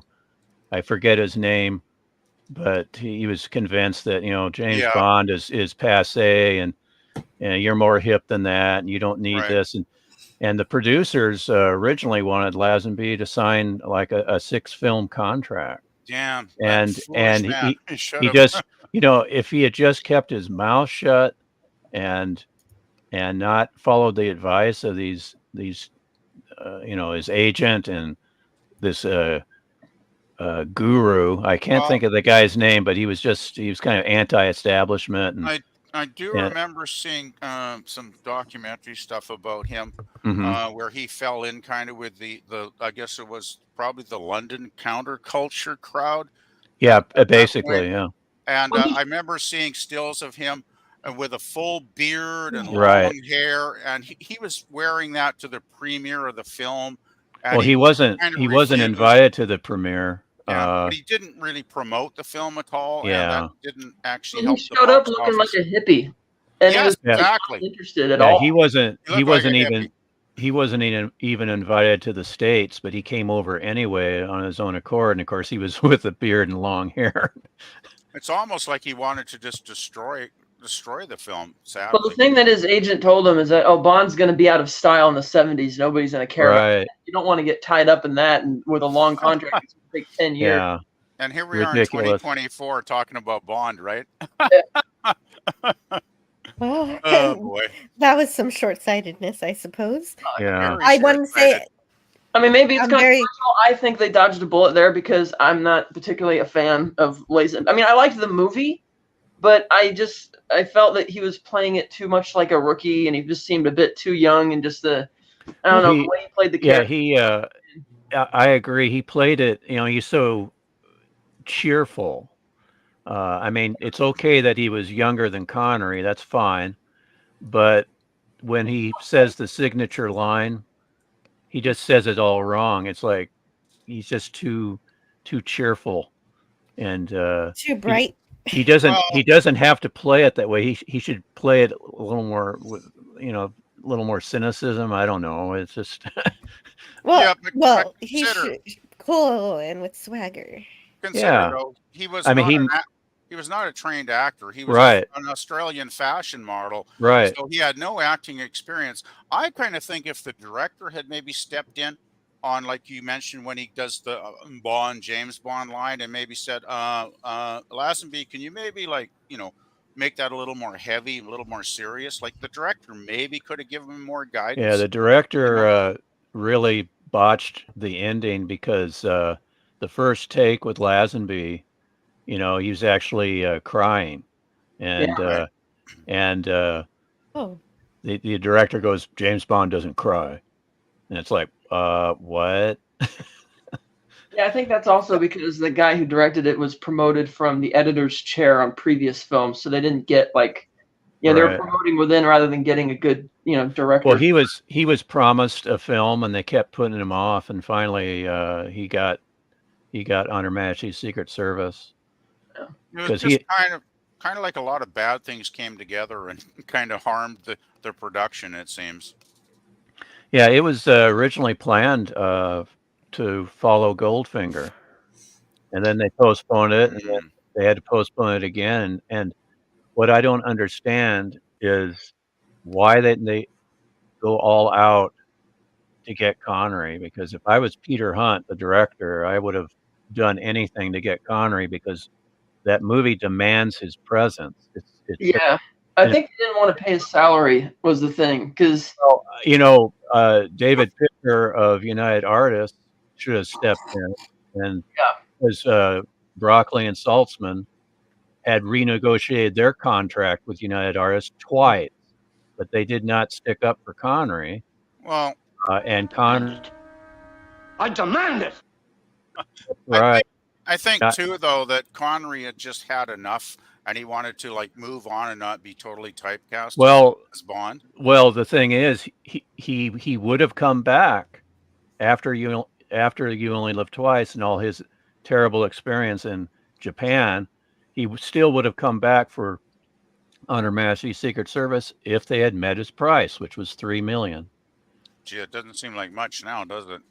well, I they mean- already screwed up before then because Majesty's was more or less the immediate prequel to You Only Live Twice in the book series, and Right.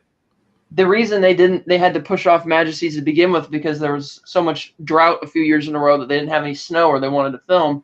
And I don't know for the life of me why, when they decided they couldn't do it in 65, that they did You Only Live Twice instead of picking one of the other books. Because it's like, You Only Live Twice is all about him trying to avenge his wife and go after Blofeld and finish it. It's like, why did you Right. before that one? There were They they were into so much. If they wanted to do the gee whiz space race, space technology, why didn't they go with Moonraker?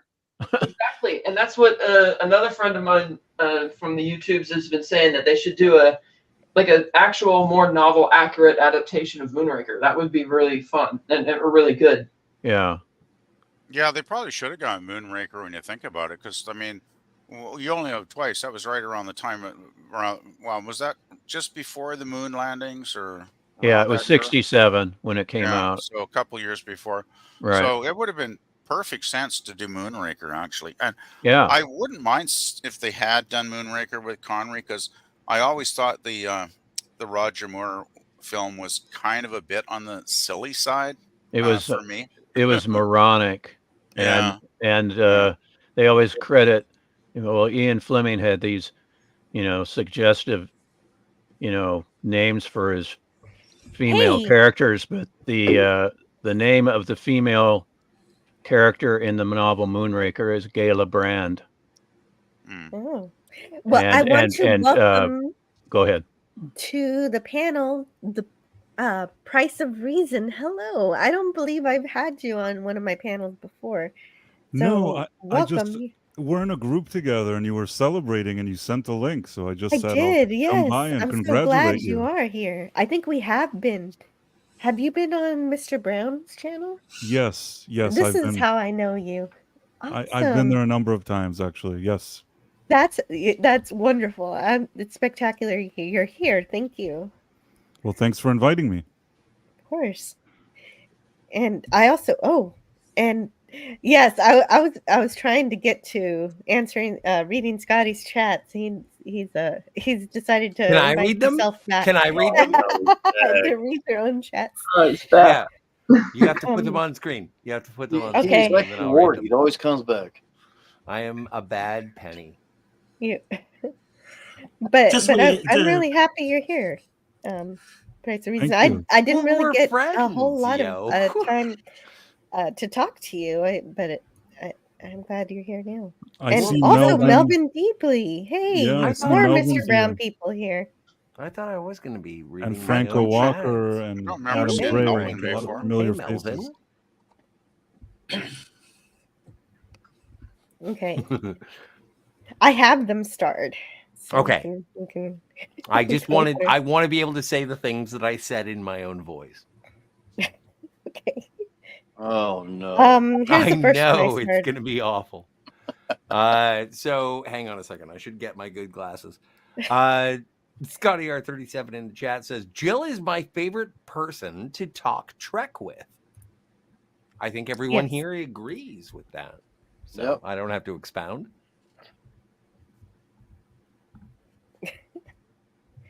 Bravery is not a lack of fear. Bravery is overcoming fear. And I forget who said it. I think it was Franco Walker in the chat subsequently says something and says that he agrees. He does say, like, you could be afraid and be brave. And that was what I was agreeing with. And that's actually a very old saying, Scotty. I remember Yeah, it hearing is. that Well, I'm And very many old. years ago. I've I'm heard very it. old. Yeah, I've No, heard that it a saying's been lot. around for a long, long time. It has Like the been 70s. repeated in Star Trek at one Mhm. point or another. But it is a good, probably twice. thought. It is a You know valid what thought. movie it was in? Jill? You know what it is? It's Which in one? Generations. See, I knew it came up. No, but like when Data gets his emotions for the first time, the emotion chip when Right. he's not under Oh, the he has a control of discussion lore, with he Picard. talks to Picard. And you know what? Bravery is not necessarily, and like Data is, he's like, I no longer want these emotions. I think that that's a powerful Star Trek The Next Generation moment between two of beloved characters. And so, yeah. Anyway, definitely. That is I a good said, moment in a bad movie. responding to, okay, fine. Responding to Tiger Stripes, and having just like I'm jealous that you've seen Last Night in Soho. It is on my list. I desperately want to see Last Night in Soho. That is an itch that I need to scratch. Oh, I they're haven't all seen it. on mine. Is it any good? I don't know. I haven't seen it. I liked it. It sort of wraps up a little nicely in the third act, but I think it was a good movie. Visually, it was really great too.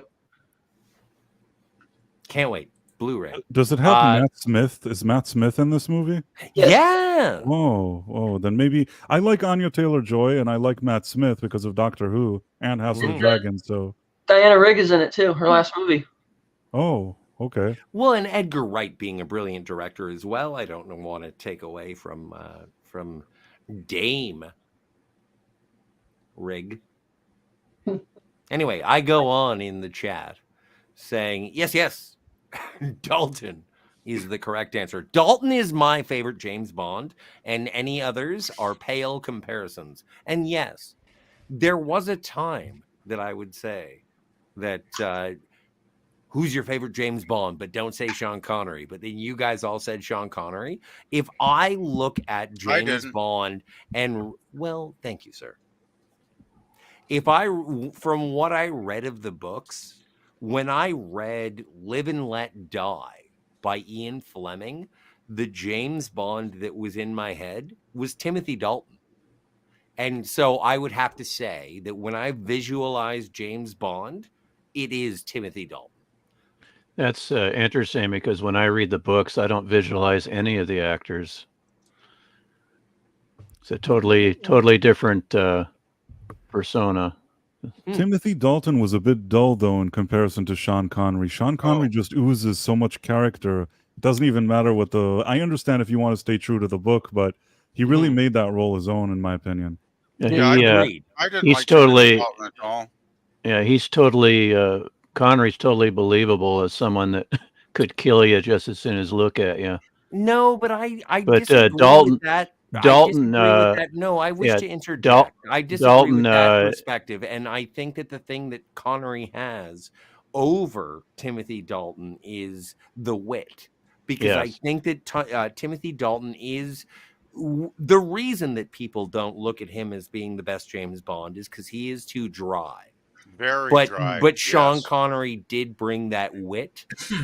That's why And I didn't wouldn't like say Dalton. He was charm. very dry. I think that Yeah. Timothy Dalton is charming, but he's not witty. And there is Yeah. a certain level of sarcasm. And this is That's one why of the. that's why Dalton's more accurate to the book and Connery's more accurate to the more fantasy element of the movie. You really agreed. It's Connery. Totes And that's pretty much all that I had starred for you in the Yeah. chat. So then I can go now? Hello to So I can go. Adam Gray. Anyway, it's been a Yeah. pleasure. I appreciate it. I'll see you guys in the Oh, future. is that all you? you That's it. came I in just here wanted to make- talk about Timothy Dalton. He just wanted to make sure his chats were read, and off he goes. And hello to Adam Gray. Great to see Adam Gray. Hey, Adam Gray. He's also from Mr. Brown chat. There was Yeah, a time. I recognize him, Melvin Deeply, of course. I know, and Franco. These are people that I run into a lot. Yeah, Todzilla also sent me another super chat. I don't think I read. Jill is very ASMR for me. Her voice is relaxing. Well, thank you, Todzilla. It is a relaxing voice. That is a good comment, Very, actually. very nice I voice. do find Jill's voice very, very enjoyable. Yeah, same Yes. here. Yes, I do appreciate that. And I guess I'll play. I gotta play him a video, but I gotta put more good videos to play when people send me super chats because these videos I have are not the greatest. But let's watch Spock and Kirk fight.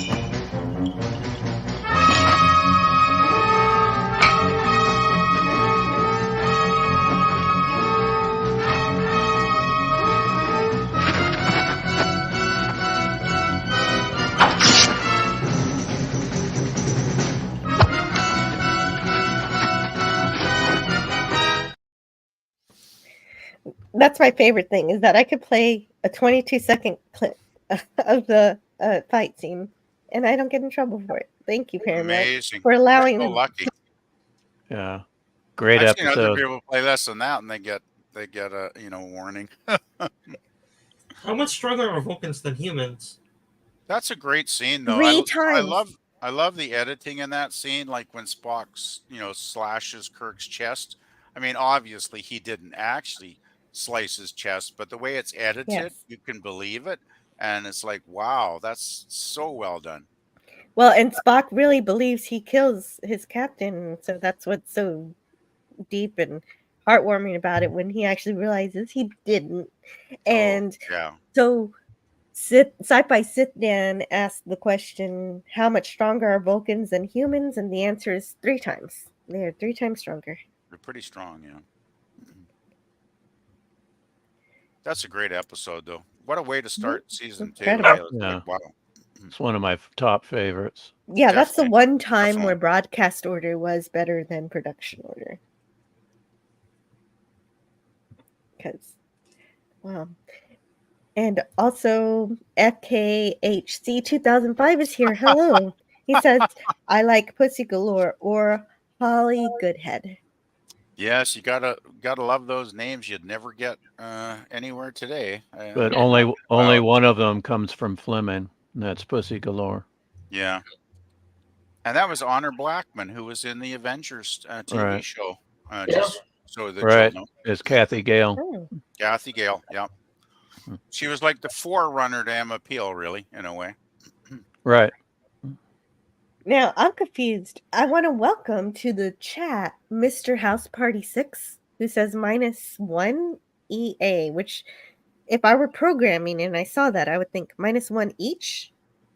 Yes. But I don't know. That's what it looks like. I don't know what's happening, but I'm glad you're here. So we all get a -1 for a particular comment, or what? Yeah, probably. Ponfar. Ponfar.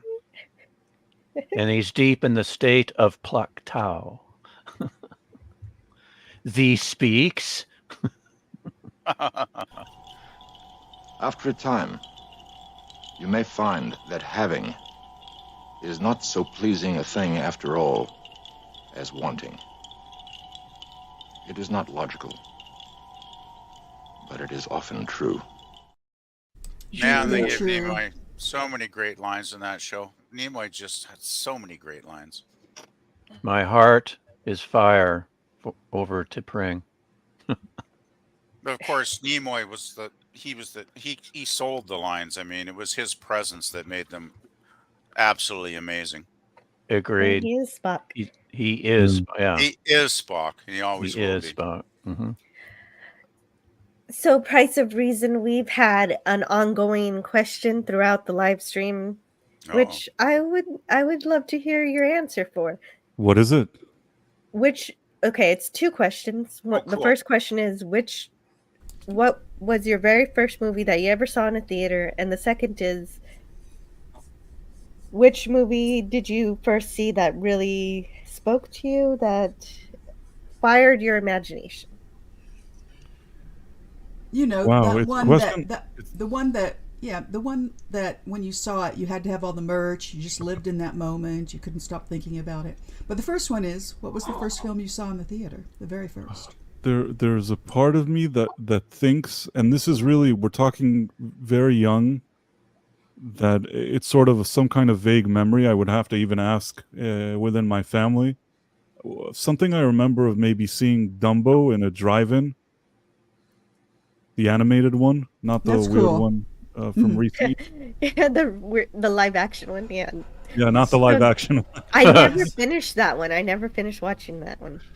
It would be the animated one. I vaguely remember something like that, unless I'm just confused. And the one that I remember having a real impact, that I can remember it. I know I went to the movie and I know what an impact it had on me, was Return of the Jedi. Ooh, good. Oh, that's amazing. That one was your impactful one. Had you Great, seen thank the you. previous 2? I was very young, and in my opinion, I didn't see. I think that was the first one that I saw. It's not probably the best way to see them. Then, within the next years that followed, I actually then watched the whole trilogy. So perhaps for me, I didn't have the same process as everybody else did with the trilogy, but I wouldn't give back that experience of seeing Return of the Jedi the way I did, I wouldn't trade that for anything. It was so great. Did you have a toy Ewok? A toy Ewok? No, I think I had I actually had a Darth Vader, and I think that I may have even had, for some reason, an Admiral Akbar. Maybe that's why I like the character. Yeah. And I had Darth Vader. I'm trying to think. I don't think I had a Luke. I had a Darth Vader. I had Admiral Akbar. Later, I don't know under what circumstances, but I had a Yoda. There you go. And that Yoda still exists somewhere. I have that somewhere in some attic somewhere. Is it the Yoda puppet? It's just an action figure, but An action figure? Yeah, I have the Yoda puppet still. The Yoda puppet sounds cool, but my action figure, it's not sealed. It's not some kind of special rare thing. So in hindsight, I wish not that I know what I would do as a kid, but I wish I could buy all those special ones that today are being sold for millions of dollars. But Oh yeah. The Darth I know. Vader, the Darth Vader figure, is that the 4.5 inch or is that the 12-inch Kenner? Darth Kenner, Vader. I had Kenner. Yeah, I had both the 4.5 inch Darth Vader and of course all the other figures. But then they came out with these 12-inch figures, and I got they had Chewbacca and I think a Stormtrooper and Darth Vader, and I definitely picked up the Darth Vader one. Still have that. I don't remember the full story, but I heard that there was a story where a lady won a contest where the prize was supposed to be a Toyota, and she thought it was going to be a car, and it turned out to be a toy Yoda, and she was extremely furious. And I don't remember whether she kept it or was angry and didn't accept it, because if she didn't accept it, she did, then she would have gotten more than a value of a car if she had kept it. Yeah, she should have Wow. accepted it and kept it sealed, Yeah. and then she could have sold it for big dollars on eBay right now. Yeah, my folks got me the puppet Yoda, which is just a hollow plastic thing. It's not cloth or felt or anything. It's just this plastic hollow thing. You can put your hand in and kind of wiggle his ears and move his head a little bit. But I do have a Teddy Wookiee, and I am not ashamed to admit that. That's cute. Well, yeah, my younger brother got that for me for Christmas. He also got me an AT-AT, which I still have, and I still have the box and everything. Well, every Christmas, Mike. Oh no! Wait a minute. Getting echo on your end chat. Okay, let me see. Maybe you opened another window with the YouTube in addition to the StreamYard. I've done that before. Or his mic is not muted while he's talking to the other person. Her mic. I want to say hello to Susan Dolan. She's here. Okay, so that's better, Kat. Much better. Susan Dolan. Yeah, Susan Dolan. Hey, Susan. Here. Echo. It's Franco. Yeah. Well, that was very smooth. I like that. Hey, Susan. Susan isn't impressed with me. She said hi to everyone except for me. She didn't say hi to me Price either. of Reason. Yeah, Susan That's okay. Dolan. Welcome to. Yeah. Please be introduced to Price of Reason and Stone Racket and Catherine. Oh, and Todzilla says my first recollection was Star Wars at the theater when re-released in 1979. Wow. Yeah, that is really cool. That was his first movie. Franco Walker never bought movie merch apart from the VHS or the DVD. And yes, Pop Culture Curator, he's here in the chat. He's saying still going. Yeah, I'm still going. You're right. I've actually got to stop the live stream because in about 10 minutes I've got to go pick up my children because I got I got real life responsibilities, and I really appreciate all the fun times I get to have with people online. It is such an amazing thing that we're able to come together from all over the world and hang out and just talk about the stuff that we like. To hang out and chill with Jill. Mm-hmm. Actually, that'd There's be a good Dalek saying hello. That'd be a good Dalek, name yeah. for Speaking for some all around the streams. world. Chill with Jill. Chill That'd with, be a good stream chill name. with Jill. Yeah, chill with Jill. Hey, well, I do have that stream. It's Just pooping in. What? Typo. Relax. Hopefully that is a type. Oh yes. I didn't know Daleks can poop. Neither To did say I. hi and congrats on 600. Yeah, it's so great to see you, Dalek, for 5-1. Yeah, always check for those typos. And yeah, so I don't know what you guys got going next, but I was gonna say the Chill with Jill streams are actually my membership streams.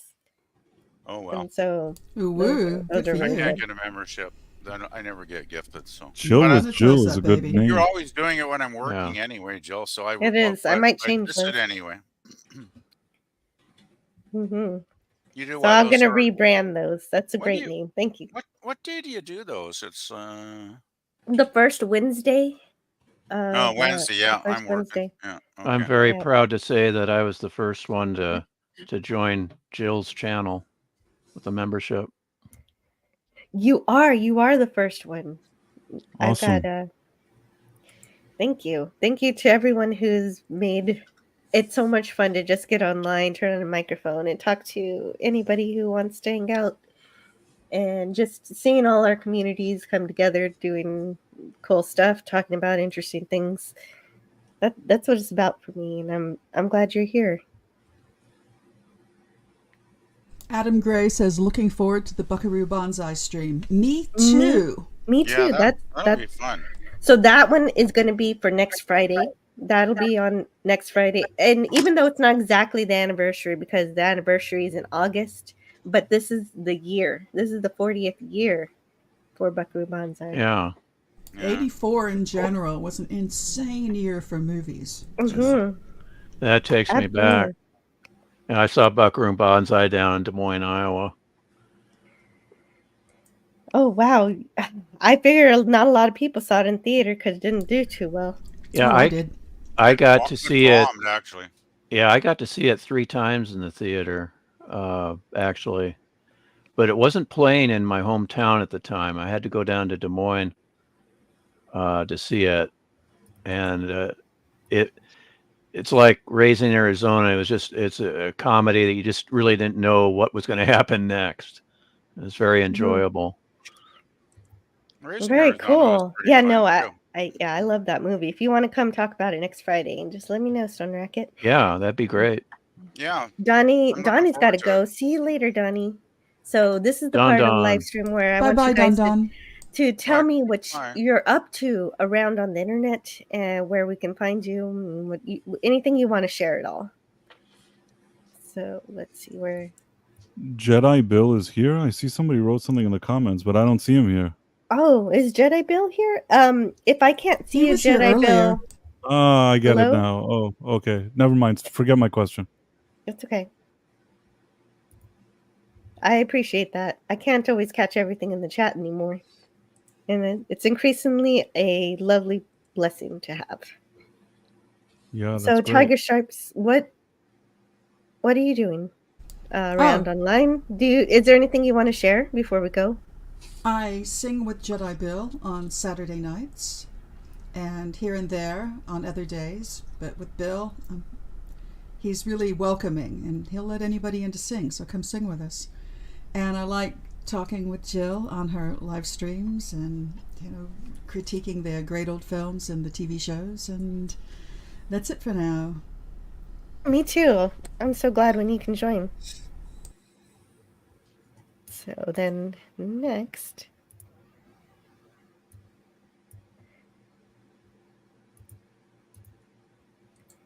Stone Racket? I just want to thank you for once again for having these marvelous live streams that we can join in and talk with you and chill with you. I am not a YouTuber. I do appear on Jill's streams quite a bit of late. I'm not a content creator. I did say last time that I was not on social media, but actually I am. I'm on Twitter. You can find me at Largo6583, and my alias is the cat. You are the cat. Yes, T period H period E period cat, which of course is a reference to the 60s TV series starring Robert Loggia. Great show. Yeah, Thomas. Oh, I would never notice that. Yeah, Thomas Hewitt Edward Cat. Cool. Yeah. Very cool show. Oh yeah, great show. Nice, and violent. Only lasted one season. Yeah, But- sadly. yeah, I remember it well. I love before, that show. Yeah, before the Equalizer, there was the cat. Oh, it's like that. It's That's yeah. cool. He operates outside of the. He helps the law, but he goes places where the law can't, because he's a former cat burglar and he knows the Ooh. underworld. But he's there to help people in need, and it was a great series. A less loaded Batman. Yeah, there you go. There might actually be a few episodes here on YouTube. Come to think Yeah, of it. you can find the whole series on YouTube. Oh, really? The whole series? Oh yeah. now? Oh, wow. Yeah. Awesome. Yeah. At least the That's last really time cool. I checked. Great. All right. Thank you.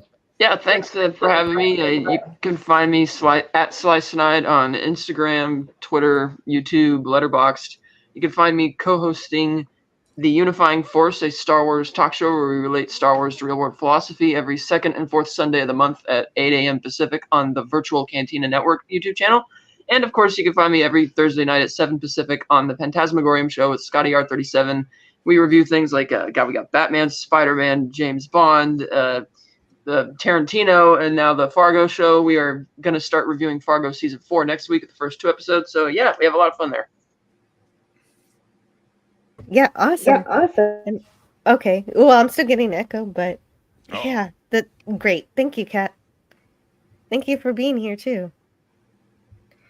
I really enjoyed hanging out with you. Yeah, thanks. It's fun.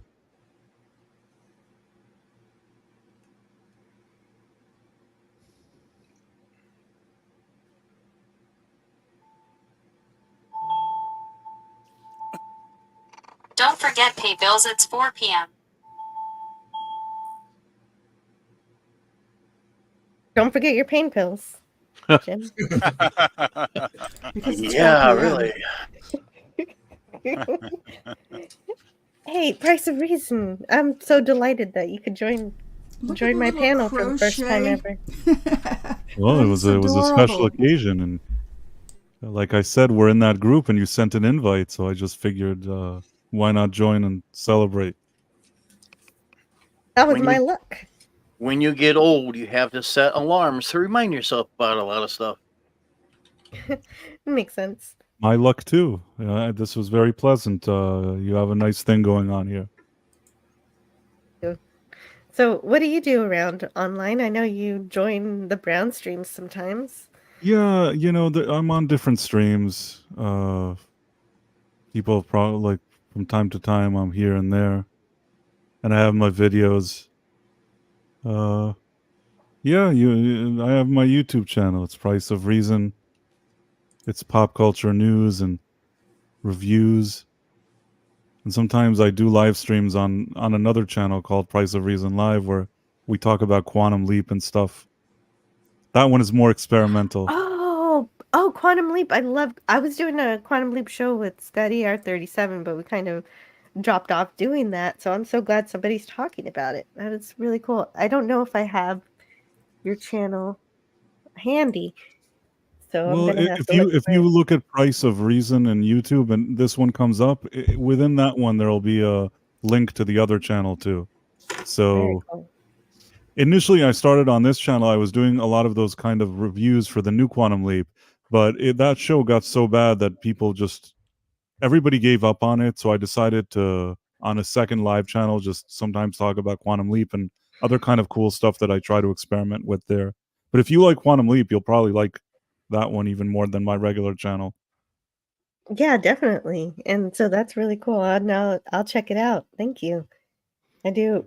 Well, the Sam Beckett and and Al. That's really the way to go. Without that, you really don't have the magic that Quantum Leap requires. And to be fair, they're first of all spectacular casting, and they really sold the show, and it wouldn't have been the same or even work probably without them. But the writing on the original show, the thought that went into the sort of world building, if you want to call it, of the different rules that they had, just the sets, how everything looked. Right. It was a much more professional production than this new one that we see now. Even with all the technology and budgets that probably exist today, the new one that they're doing is just it's a disgrace compared to the original one. Yeah, I was fair a big fan enough. of the first one. Fair enough. I haven't seen more than one episode of the new one, so I can't comment on it. But I think you're probably right. If your health is important to you, there's no point in watching that thing. Trust me when I tell you, if you like Quantum I Leap, will trust you. this new show, it's kind of like what we see from Star Wars, Disney Star Wars. Quantum Leap is just more of a niche type of show. It's not the same as Star Trek or Star Wars, but if it had a fan base that was as big as that, everybody would hate this new show with a passion. Yeah, fair enough. I believe it. I wouldn't steer you wrong, trust me. Yeah, cool. I'll check it out. Thank you. All right, thanks. So I'd carry on a bit more, but I do have to actually leave. PvP. Yes. What are you doing? What's going on? What do you want well, to share? What I'm doing immediately later today is I'm going on Gorilla's Random Thoughts channel to do the Waltons review in a little under 4 hours from now, I guess it would be, Jill. So anybody who wants to pop on Gorilla's channel, that's always fun.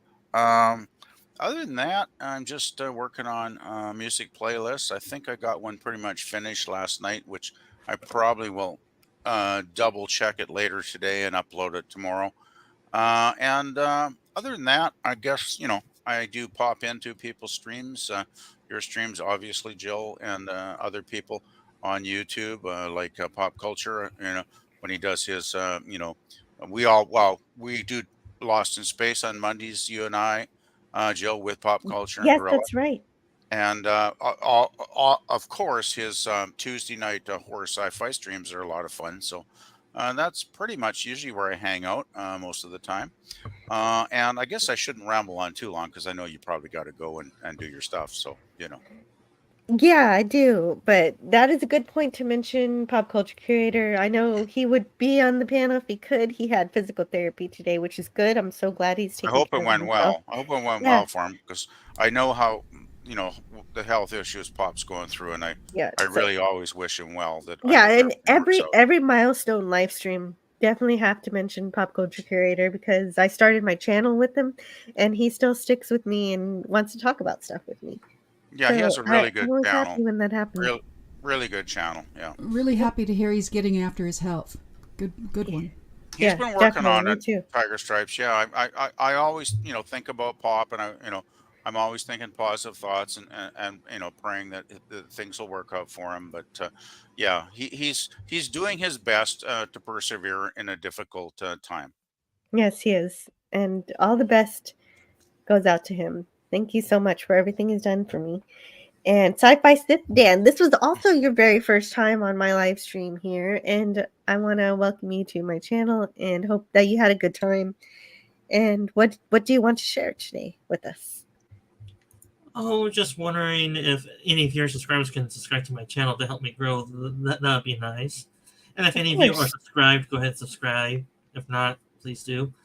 And as the name suggests, I do sci-fi videos. I haven't done them in years, though. The last ones I did were of Stargate. I do a few Star Wars ones for the ranking of top 10 best Sith Lords or top 10 best Jedi. Could you do me a favor, Sci-Fi Sith Dan? Could you put a link to your channel in the private chat? I don't happen to have it just yet. Give me a second. Let's see if I can figure it out. Well, for sure. And I love to hear that you've done Stargate. I've been wanting to talk about Stargate. It's really great. Do you talk about SG-1 and the TV series or just the movie? I talk about SG-1 and Atlantis mainly. I'm not really a fan of SGU. I'm not a huge fan of SGU either. I would talk about it because it tries at the end. At the very end, those last couple episodes, they find this cache of knowledge, they turn on the lights, and then suddenly they all have to go hide in their chambers and hibernate or something. So and then the show died. So I feel like it might have turned a corner after that had it continued, but the Sci-Fi Channel turned into Syfy. They killed it, even though it really wasn't doing that badly in the ratings, but they just murdered it anyway. So we never know if it had the potential to move beyond being weird. I think the main thing that kind of killed the interest of it was the first few episodes of season 1 were slow. That's Yes. I feel kind of a lot of interest in it. That's why. Well, the last 2 episodes were good, and so I saw some potential. But anyway, thank you so much for being here today. Yeah, and I you shared sent your you a channel link. link. Thank you. Yeah, in the private chat. Thank you. I'll put It that would be in nice there. it would be nice to get a few more subscribers from your channel. Maybe Of at least course. 10% of your subs, if that's possible. 10%. Yeah. 10%. Yes, 10% of everyone who watches this, please go subscribe to Sci-Fi Sit Down. You guys sort among I yourselves sub. too. I already sub, so I'm good. Thanks. Anyway, that's great. Thank you, Sci-Fi. Each sub helps. Hey, Jim, how are you doing? And you know, we Oh, didn't we're hear too doing much good. from you. Great. So, what do you Yep. have to share with us today? And I'll just- what are you doing on the internet? Well, I'm still doing puppy videos. I mean, I did a couple already with the snow and everything, and they're getting pretty good views right now, so that's great. Still got a lot of irons in a fire and trying to pull some out and kind of work on them a little bit, trying to get editing done. As you said earlier, editing takes a long time, and yes, it does. That's true, especially since I don't know a lot of the skills yet, so I'm learning some new things also. I mean, just to do one scene might take up to 3 to 4, 6 hours. I have spent 2 hours on each scene so far, and they're getting better. So Awesome. That's really good. just keep And watching. you know Commodore about that. Cookies. Sure will. Thank you. Thank you Thank so you. much. And thank you. Thank you. And she went mute. Oh, yes. Yes, absolutely. Thank you. Thank you. Thank you for that. I was talking as if people could hear me and they could not. Yeah. Thank you, Jim. Yes, you're a professional ban editor, so thank you so much for helping me with that. And also thank you everyone on the panel, and everyone in the chat, everyone listening on a replay, and everyone who's been lurking, not necessarily in the chat. Jim, can I say something one last second? Sure. If any of you are interested, I'm going to be doing a live stream this weekend from 4 to 7 Pacific time. If any of you are doing anything around that, not doing anything around that time, you can go ahead and jump on my live stream if you want. Well, on the weekend, is that Saturday or Sunday? I'm going to try to do both days, Saturday and Sunday. Oh, okay. From Wow. 4 to 7. There you go. Comprehensive. Yeah. That's what?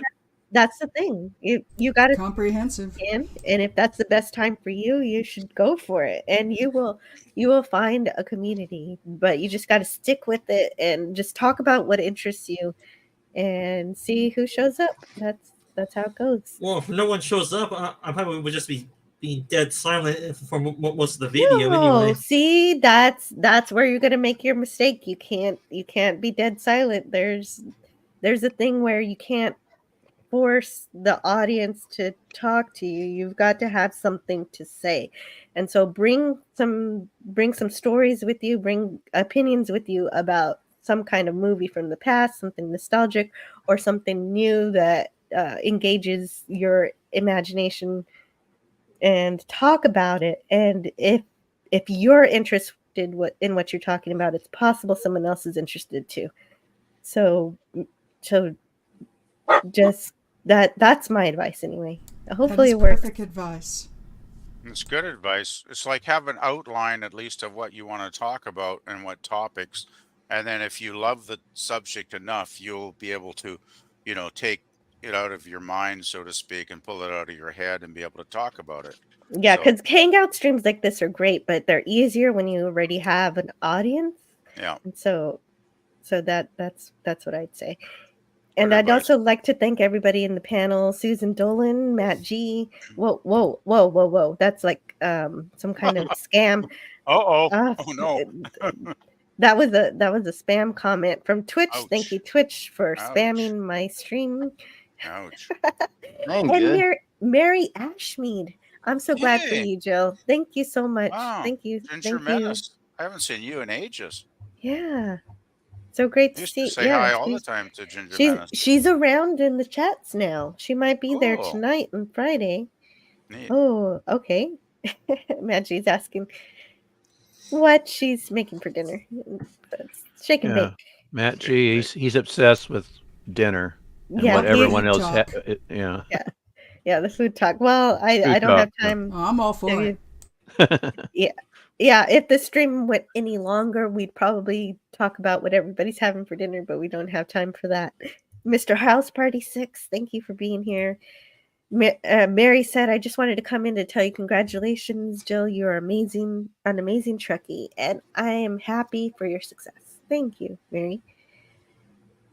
And yeah, Franco Walker, Melvin Deeply. Yeah, Franco was a really, really wonderful chatter today, and so was everybody else. And I know I didn't read everything, but I can't always. Oh, you're wrapping up. Okay, bye for now then. Okay, bye, Dalek and Adam Gray, Max Redstone. I don't know that I'll read everybody's names but I did want to read a few because this is a special stream. But I do have to go. So thank you, Donnie, and thank you, everybody. Thank you, everyone. Live long thank and you. prosper, and may the Thank force you, be with Jill. you. Thanks. Congrats. Next 603 months. Boom. Yes, thank you. I Congratulations. know you're definitely going to hit 1,000 very soon, Jill. Indeed. Yes, thank you. Great. Yeah, here's to 1,000. Thank you, Sci-Fi Sit Dan. That's the goal. Well, but also I'm kind of sick, so I gotta go. You Well- take And care I of gotta go. I yourself. gotta go Yeah. pick up the kids. Well, moms don't get a day off, so I gotta go pick up the children and everything. Well, But don't want it at a get some full-time rest. job. Get some rest. Get some sleep. Be well soon. Yes. Yeah, thank you.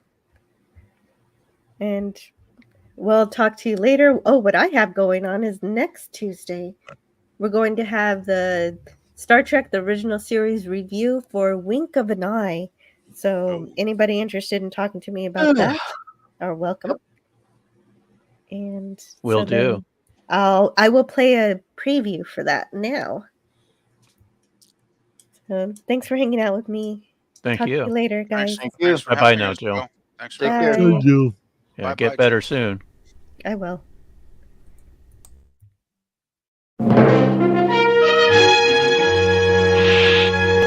Something. Well, I was looking right at him, and he just wasn't there.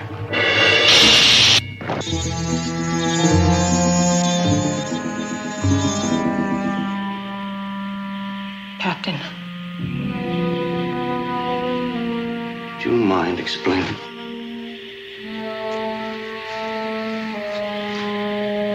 Who are you? The enemy. Captain Kirk! He's gone. But Spock, you don't know what that'll do to you. He's gone. It was quite delightful kissing you when you couldn't see me. Dila! But now, Dila! Ray! I'm sorry, sir. Entry's forbidden.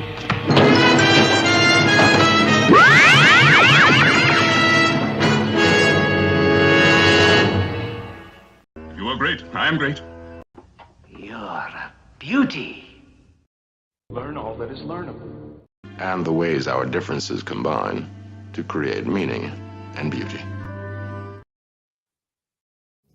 All right, move along. Done. Stop it. Get off of the things. Go outside. Get some food. It's like, it's a time of day where you live. Go do something. Shut up, Snoopy. I don't care. You smoke too much. Let's go. Let's go adventure. Let's go explore.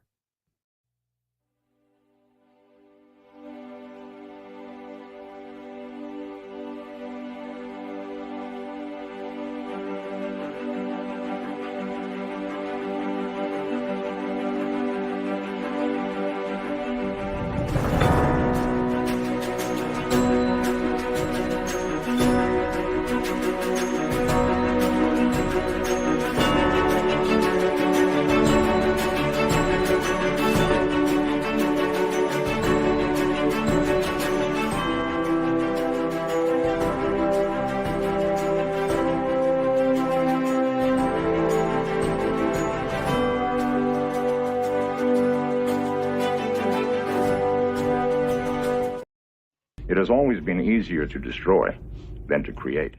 Well, now you have something new to think about. Carry on. Goodness, Maggie snuck that in right at the end. He gifted 1 Anti-Derivative Jill membership, and Frankel Walker is the lucky recipient I could think of. Cool. Oh, he's definitely deserves that membership.